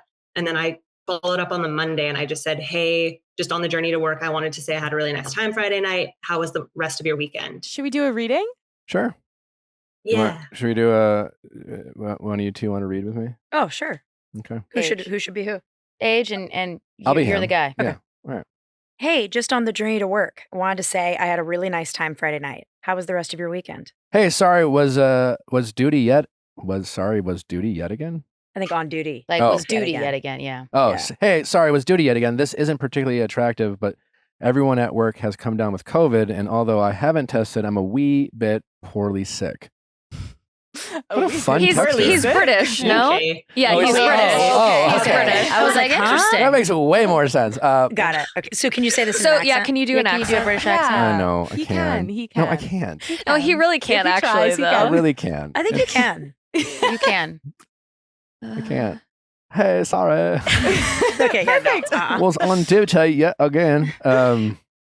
Anyway, he says, "How's are you feeling? Just thought I'd let you know in case you wanted to get tested." And for context, you'd sent that first message Monday at 7 a.m. He'd responded Tuesday at 5 p.m. So people have the timeline. Oh, I see. Got it. That's a shame. I hope you're on the mend soon. Thanks for the heads up. I'm feeling all right, but I'll get tested. Haha, don't worry about the attractiveness. Pretty hard to miss getting COVID. And then he doesn't respond to that. And then what's today? How many days later? It says today. I think that was about 2 days later, or up to 5 days later. No response to that particular message isn't that big of a deal. No, I agree. There was no question. That's true. Sometimes people just stop, texting, and it's because there's no other way to keep it going. Yeah, he's literally on duty. He's not feeling well. There are plenty of texts. He's British. Yeah. No, this doesn't trip me out. I don't really respond. So then you come back a few days later. Hope you're feeling better. We should go on a third date this week. Love that message, by the way. That's the first That's great. shot. But that's message. good. It's like very direct and great. I love it. Morning. Sorry, I have been terrible at replying. I've been smashed for work and spent the rest of my time dying. I'm actually up in somewhere. Lossiemouth. Can you do a British accent? I can a little bit. Yeah. All this week working with the RAF, unfortunately. How are you doing? And then was this the same day? Yeah, it looks like it. Yeah. I think it was the morning after. So yeah, he sent it late at night. I sent it the next morning when I got up. Oh no, hope you're feeling better, but you can tell me all about it on our next date. Oh, shot number 2. Love it. I'm good sorting out travel plans this week. Are you heading anywhere soon? Sounds good, he replies. Where are you traveling? None for me. Can barely get away from work at the minute. Romania for work, Malaga, and Canada to visit fam. Oh, that's a shame. Hopefully it eases up soon. Do you at least get time off for the holidays? That's when the ghosting begins? Yeah, nothing. And that's been how many days? Yeah, how long ago was this? You said October 26th? 2 weeks ago. 2 weeks ago. Yeah. Not great.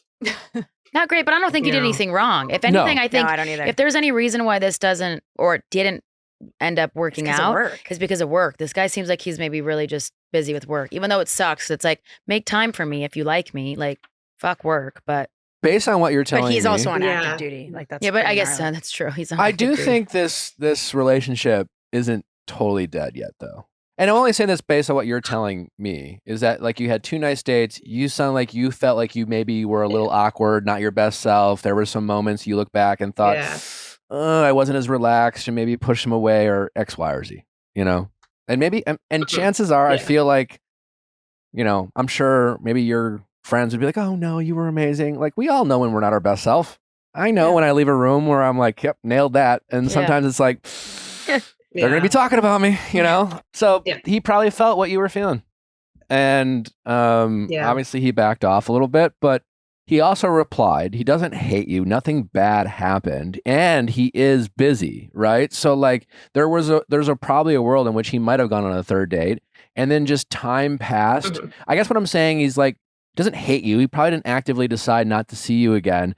But like after you reached out and got busy, he got COVID. He was just more like, I don't know. Maybe. Sure. Whatever. Maybe not. Yeah, in a way, it's like you have nothing to lose if you wanted to ask him out again. Like, I don't know, unless you were like really, really, I know that sounds ridiculous maybe, but if you were really into this guy and you were like, I'm going to just try again. And if he's not into it, that's going to tell me everything. In a way, wouldn't that give the next version of closure? Yeah. I think the big question is the new shot just another like, hey, I don't think she should send a, Right. how about that date? I think it's more of this is why I don't have a love show. Hey, just checking in, or I think you kind of almost have to put yourself out there a little bit. Be like, listen, I had a great first 2 dates. You can even call yourself out a little bit, and I don't know, like I think it's subtle. You could say I felt a little off or whatever. Yeah, I wasn't. You could just be like, listen, I had a really nice time, and I've been thinking a lot about our dates, and if you are up for it, I think I'd really like to see you again. And I'd really like to see you. I'd really like to see you again. Yeah. Also, I don't know if this feels like crazy. You could wait. Although I'm looking at this book and it says, "Don't text your ex happy birthday. Don't text this dude happy Thanksgiving." Well, he's not an ex. He's No, I know. That's right. He's not an ex. And he's British. Yeah. He's British. Oh shoot. Yeah, that changes. Because you're saying you're wait for the you're holidays. Canadian, right? Actually, I kind of love Happy Thanksgiving. Yeah. It's kind Wait, of when is Canadian Thanksgiving? It's past. It's past. Okay. Yeah, that's right. We only have Christmas now to say holidays. So. Right. That's it. That's all you're allowed. I was asking some of my guy friends this, and they were just like, yeah, what they say. I would never, like, if I didn't like a girl and she texted me again, like, you come off as the ultimate, just like kind of needy person to text again. Right. No, there is. Into you, right? Which obviously he's not that into me. Yeah. I don't know if he's not that into. He's definitely, yes, he is definitely not that into you. It doesn't mean he's not into you. In my single days, I just remember, you know, especially now, it's like hard to like really know, you know, if you really like someone. And I think nowadays it's harder and harder to get super excited about a first date. And even the ones you get excited about, half the time they're pieces of shit anyways, you find out. So like excitement on a first date isn't the end all be all. And yeah, I've had a couple relationships that like 1 date or 2 dates, time went on, you know, and I was like, I don't know. There was definitely nothing wrong with them. It was just more, not sure. And like I needed to kind of be bored again. Sure, to then reactivate. To reactivate it, yeah, to go back out. I don't think you overthink it, you know. I would maybe take a step back. Maybe not do anything right now. Mm-hmm. See how you feel about him in 2 or 3 weeks. He might text you He might text you. in a couple weeks. You know, try to go on other dates. And if in 2 or 3 weeks you're still like wishing you could go on a date with this guy again, fucking hit him up. I get that it's like a blow to your ego to have to put yourself out again because it feels like it is. But there's so many cases where down the road someone was like, "I'm so glad that person did that because we wouldn't have worked." That's true. Yeah. Like so that's why I'm like, you almost don't have anything to lose, but everything to gain. It's kind of like one of those things where if it does work and you were the one that made it work because you've tried again, Yeah. it's kind of great. I mean, and if it doesn't, it's not working now anyway. Like it's kind of one of those things. It's like your guy friends aren't necessarily wrong, but to Aly and AJ's point, like only thing that matters is if he does kind of like you more than he realizes or you think. And so, yeah, there's a world where another text is just going to confirm what he already feels, and that is, I don't want to go out with her again. Yeah. And either way, whatever, you still don't have a date. Do you think about him every day? Like, because I feel like I've had times where I've been fixated on someone who I've been on like 1 or 2 dates with where like I will like multiple times a day. Like, where are you at in terms of how much brain space it's taking up? I think a little bit. And I think it's a little bit too much. Like, I think I realized that. Like, I'm just like, what? I didn't even really know him, right? Like, I don't even really know him after 2 dates. And it's like, but I was excited about it, I think. And that's rare for me. That's all it takes. So it was a good... A little bit of excitement followed by their lack of interest will make anyone obsessed with anyone. Yes. That's so like true. maybe if he was texting you 24/7, you'd be like, whoa, pump the brakes. That's what's so funny about how this works. And that's why I say, I would wait, before you do anything, I would just take 2 weeks off and try to just put this little story out of your head and put it away for a while and just be like, you know what, it's time to move on. And then revisit it in 2 or 3 weeks. Don't be like, revisit like you're counting down the days like it's Christmas before you get to text him in 2 weeks. But like, just accept that maybe he's not your guy. And then if it does kind of come back out, I think you will even feel more organic. It won't, the more I think about it, the more I don't think you should like really make a big thing out of it. Agreed. You know, I think you wait a few weeks and randomly text them and be like, hey, I know like haven't talked in a while. Hope you're good. And maybe have a thing. Like a thing that you can invite them to. Right. A bar you've been trying to try. Like, a restaurant. Stranger, yeah. I've been wanting to try this place. Yeah. I'd love to go. And then maybe while you're on the date, you can, if you get to that date, maybe you can call yourself out or make a joke being like, I'm amazing at third dates, you know, and shit like that. Going back to the kissing, you mentioned like you have this pattern like about like not making it easy for guys. Can you explain that a little bit more? Yeah. I don't know if anyone else can relate to this, but it's just like if, he was a bit taller, so it was like not a close distance for me to like get to finish the kiss, but it was just like he would go really slowly in to the point where it was awkward. Like I was just like, I was waiting for him to like lean in and kiss, but like it was obvious that it's what he was doing. And so it was too long and I felt like, but why didn't you didn't want to meet him halfway? Why didn't you participate? Rather than stay there and like laugh at him slowly like landing. Just air traffic control. Yeah, and you're just like, let's go. Yeah, it's not the greatest. Yeah, I should that's probably another practice that I should Listen, again, it's 2023. The roles in dating are constantly changing and, you know, communication's important. Obviously, consent, super important. It's just like a lot of guys out there are trying to be super mindful to the point of overthinking their moves. And I just think the little bit we can do to just say, hey, green light, you know, like, I want to kiss you too, you know, rather than being like, I don't know, are you going to do it? It's like, there's a fine line between like, does she want me to do this or does she not? I don't fucking know. And that's him overthinking and all, you know, that's him going slower. So just help a brother out, you know? Yeah. No, that was another thing after the fact I like reflected on and I was like, yeah, I could have done that a different way. Met him halfway. Probably not made it awkward. But, yeah. And if you're really feeling it, maybe you say, I really want to kiss you or something. Like, you know, I know we love a guy who takes the initiative, but he's already making plans. He was doing things like, I think a first kiss can really kind of kill a vibe. So I don't want to like get in your head or anything, but maybe in the future, just, you know, especially guys you like, just help them out. Go easy on meet them. halfway. Yeah. It's stressful dating for everyone, not just you. You know, and the people on the other side of the table are just as nervous, are just as confused, or not sure if they're doing a good job. Every guy's worrying about giving her the ick nowadays, you know? So if you're having a good time, you know, say it. I think if he's into you, it'll make him feel real good and help him relax. And maybe the kisses will be even less awkward. Lessons learned. All right. Thank you.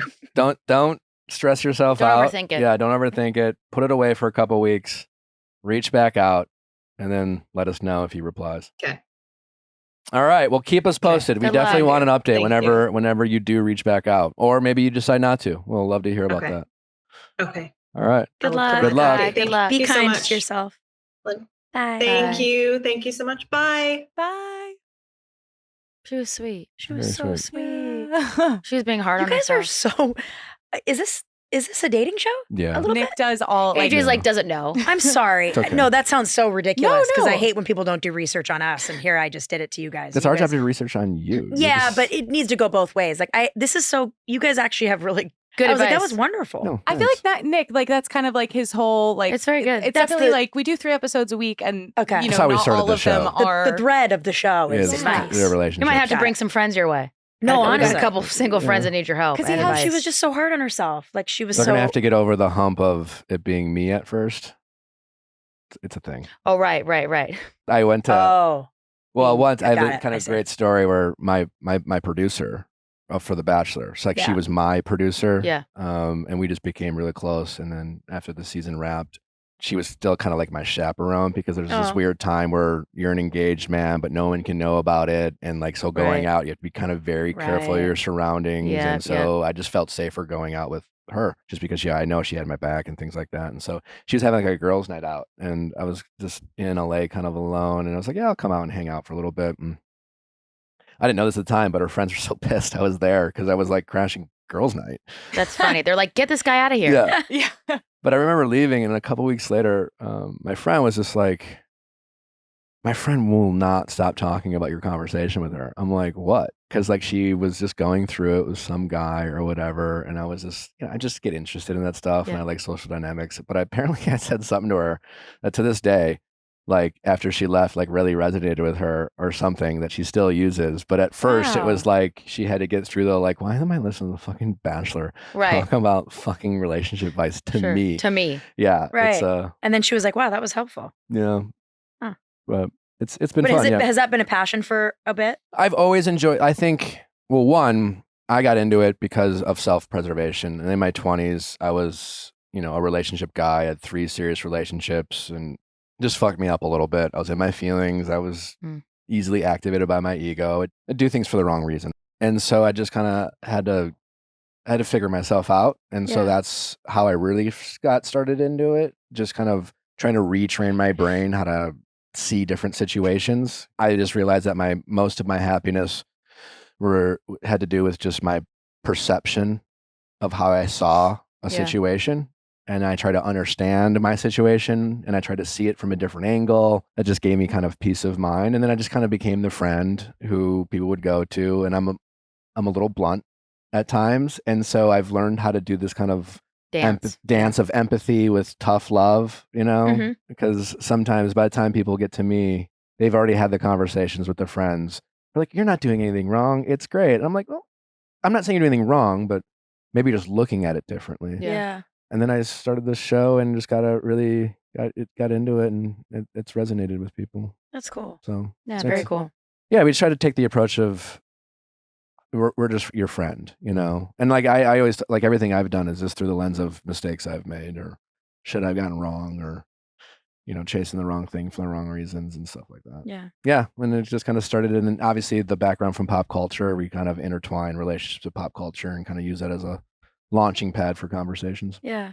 I just really like how you guys spoke to her. That was Yeah, sweet. it was good advice. Yeah. Seemed helpful. We appreciate it, and Yeah. you guys were great as well. Thanks. Wait, tell us what happens with her, Yeah. So Yeah, I want to know. yeah, We'll send we'll get an update from her. and then send it to us. Yeah, we've Yeah. had some crazy ones. Yeah, and we really appreciate when they call in, they're calling in like for earnest advice. Like they truly want. Yeah, Oh, no, yeah. that's I could feel that. Yeah, I could too. we and people have really trusted us with some intimate stories. Yeah. Oh yeah. Yeah. You guys are like the new, yeah. you guys are like the new love line, maybe. We had a lovely woman who. Are you thinking about the lesbian? Yeah, Sorry. It's just it was it's this like, iconic story. it's an iconic story. There was a woman who was like, I've kind of done some self-reflection. I realized like I am a lesbian, like I'm not I'm not bisexual. Like I am a like lesbian women, yeah. and I am with a man and we have Children a house together. together. We Oh, have children wow. together. And so we They're had in this couples therapy. we had this big call where we're like kind of like, okay, the revelation has come up. And then the update that she sends us back was she was like, he proposed and I said yes. No. And we were like, no. Oh no. But now we got through it. She is now dating a woman. Yes. And they are co-parenting. There's another update. And there were Oh, a wow. We follow this story. So third update is she's living her true self. few. Yeah. Yeah. And she's raising the kids. And Really they're brave. Co-parenting with the They're guy. co-parenting and he handled it in a pretty good way because he sensed things. He was and- like, something's you're not vibing me. But yeah, it's a very rewarding. Wow. That's thing. cool. Yeah. In conclusion, can I ask a really sappy question of like, Yeah. what's your favorite thing about one another, or like a quality that you feel like you get a front row seat to that Oh, you're that's so cute. appreciative of for each other? AJ has like a really big heart for just people in general, but like definitely our fans. Like whenever we have meet and greets, I just see that AJ is very touched by their personal stories. And I think that they're always very vulnerable about kind of sharing their like experience or whatnot, whatever it might be that, kind of brought them to our music or how it helps them heal. And AJ's response to them is always so genuine and so like uplifting and positive and affirming, which I think is like a really good thing that she has always kind of had inside of her as a young kid. But I think it really hits our fans in the heart in a really special way. It feels like That's it's really almost something sweet, that Aly. not only do you appreciate about her, but like you almost recognize that it comes less naturally for you in a way. Is that accurate? I think it's one of those things where like AJ, You're just shyer, kind of. I'm just a more shy person, yeah, and I'm more like even like she was saying how she can be more standoffish, but it doesn't mean that the story or the experience doesn't hit me really Sure. personally as well. Like there's many times that I've kind of like welled up over something or felt very like emotional, but I'm just somebody that I share that part of myself more easily with my close friends. Totally. or Yeah. family. I totally get it. It's not that you don't want to or you don't care. It's just we all as people just express our feelings differently. And like with Natalie, I'll see her. I try to take notes from her because she is more natural about that. And she's like a lot of times I'm like, yeah, no, I need to channel her energy or she'll teach me. It's. I can tell you guys compliment each other very well. It seems like. Yeah, very much so. Yeah, I'm kind of someone that like wears my heart on my sleeve, and Aly's is just there's a couple layers. You know what I mean? Just wearing a t-shirt and maybe a long sleeve jacket over it, but it's like it's so accessible. It's still accessible. I think that was a cute way to put it. Like front row view of my sister that maybe other people don't get to see that I get a front row ticket to is like the way Aly is with kids. It's so sweet. It's like she kind of becomes like a whole other person. Speaking of me, like not sharing my emotions, and then I am with children. No, it's kind of she's the most like loving and emotional and like open when there's like a little kid around. Do you guys? It's really sweet. Cry in movies or commercials? She doesn't. I do. No, very few. I mean, there's definitely movies that I cry. that I will I get only moved cry in by. animated movies. Because I feel more connected to your personality with like having I have a hard candy shell. Yeah. But commercials and movies, like happy moments really Absolutely get me. not in a commercial. I don't think there's ever been a commercial I've never on planet cried. Earth that I I have played- to agree with cried that. in. I've never cried in a commercial. I know I definitely know I have. It's not a thing. Like home for the holidays, like that kind of thing. Those like just anything happy makes me Yeah. tear up. Like Yes. No, that's Okay, there sweet. was an Amazon honestly one. animated. It's animated movies for me. And like, about Alexa and the dad drops her off at college and then she's like, hey, Alexa, play, and then That's they like play pretty her sweet. dad's song. Oh, that's That actually got me. sweet. Yeah. It's pretty sweet. But 99% of the time, I come across as a heart of stone. Sure. At times. Yeah. Oh, but interesting. But it's got to be the right thing that yes. moves you. Yeah.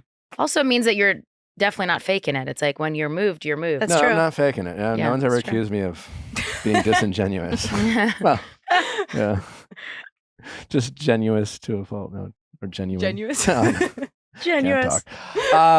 Aly, AJ, it's been so much fun talking to you too. Thanks. You too. You guys are so sweet. Thanks for having us. Likewise. Please plug away. What are you working on? Where can people follow you, listen to your stuff, see you guys on tour if you get back out there? Well, all of our touring right now is kind of set aside and done. We'll be touring again for sure, but not in the Not probably near, till near 2025. future. Yeah. Okay. We're going to work on another album 2024 and then tour in 2025. But we do have a Christmas EP out November 14th. And we're really excited about it because it's 3 songs. 2 of them are original. One of them is a re-record of a song that we did like 15 years ago called Greatest Time of Year. which was the theme song for the Santa Claus 2 soundtrack. Funny enough. And then, which might make you cry. And then the other song is a song called Lonesome Dove. That's a original song that Aly and I wrote this past year. And then we recorded a cover together of Sisters. Amazing. But Rosemary Clooney sang the original, and it's a great song. It's a song that's actually not a Christmas song, but it's in a Christmas movie, and we kind of like this like inside meta. Love. It's funny. Version, especially because it's called Sisters, and it is really about sisters and having to deal with the other one who they're dating if they're approved of. So that's on our EP called Lonesome Dove. And then we're just going to enjoy the holiday, the new year, write a bunch of music. All right, one final question. What does happiness mean to both of you in 5 years, personally and professionally? I think happiness is having your health. I do think that's something that we all probably take for granted. And like, I'm just talking even basic health. Sure. Like, you know, I think that is definitely something that I always am, you know, hoping and praying about. And then I think when it comes to like my career, it would be that I'm able to like truly make the music that I want to make and that it continues to like resonate with people. And it doesn't mean that it has to be on top 40 radio, you know, or that we're selling out Staples Center. It's just like I can make a living. I can make music that connects with people that I'm proud to play and sing night after night. And the relationships that I hold are intact and solid. Kind of simple. Yeah, I love that. I think when it comes to personal life, I feel like very content right now in my personal life, but it would be really cool to see Aly and I both in the next 5 to 10 years raising little versions of ourselves that become best friends. I think that would just be so neat. So for me, it's a matter of building a family and staying healthy and spending a lot of time with our parents who are now in their 60s, not like they're super old, but making sure that we really hold on to the time we have left with them. And then professionally, I would say just continuing, I mean, honestly, I have to agree, continuing to tour. I would say to open up the expansion of where we tour. There's been a lot of places Aly and I have never hit before. And so, you know, we're already two people that love to travel and love to meet fans from all over the world. And I don't feel like we've been able to access that too much outside of the US. So I think to just see different parts of the world and share our music with many people would be really exciting. That would feel like a goal. It's funny when you've been doing this long, you totally lose the desire to be like a Grammy, an Oscar, like all that goes away. Like those big goals that you think are going to be in your life for a long time become not goals anymore. Yeah. It's like, oh, if that comes, cool. Well, like kind of you said, it just to be able to make a living doing your love is crazy. Like there's a cost to fame and attention, and like there's a, you know, it's just like I just want to be able to. All I know is I want to do this, do what I love, have a normal life, have health, have a family, and things like that, and that makes a lot of sense. Yeah. You know, we're really lucky that we can make a living doing like what we love. It's crazy. That's awesome. Well, thank you both again. It was so much fun. Thanks. I know our audience loved listening to you both. Thank you guys for listening. Don't forget to send in those questions at asknick@theviallfiles.com for all things texting office hours, mediation, Ask Nick, you know the drill. And then we'll be back on Monday. Follow Aly and AJ if you're not already. Yeah, Aly and AJ, that's it. It's pretty simple.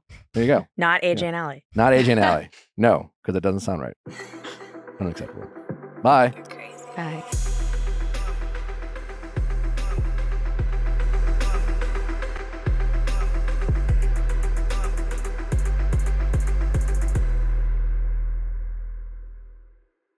Hey guys, if you loved what you listened to, make sure you hit that subscribe button below. Thanks for listening. We'll see you next time.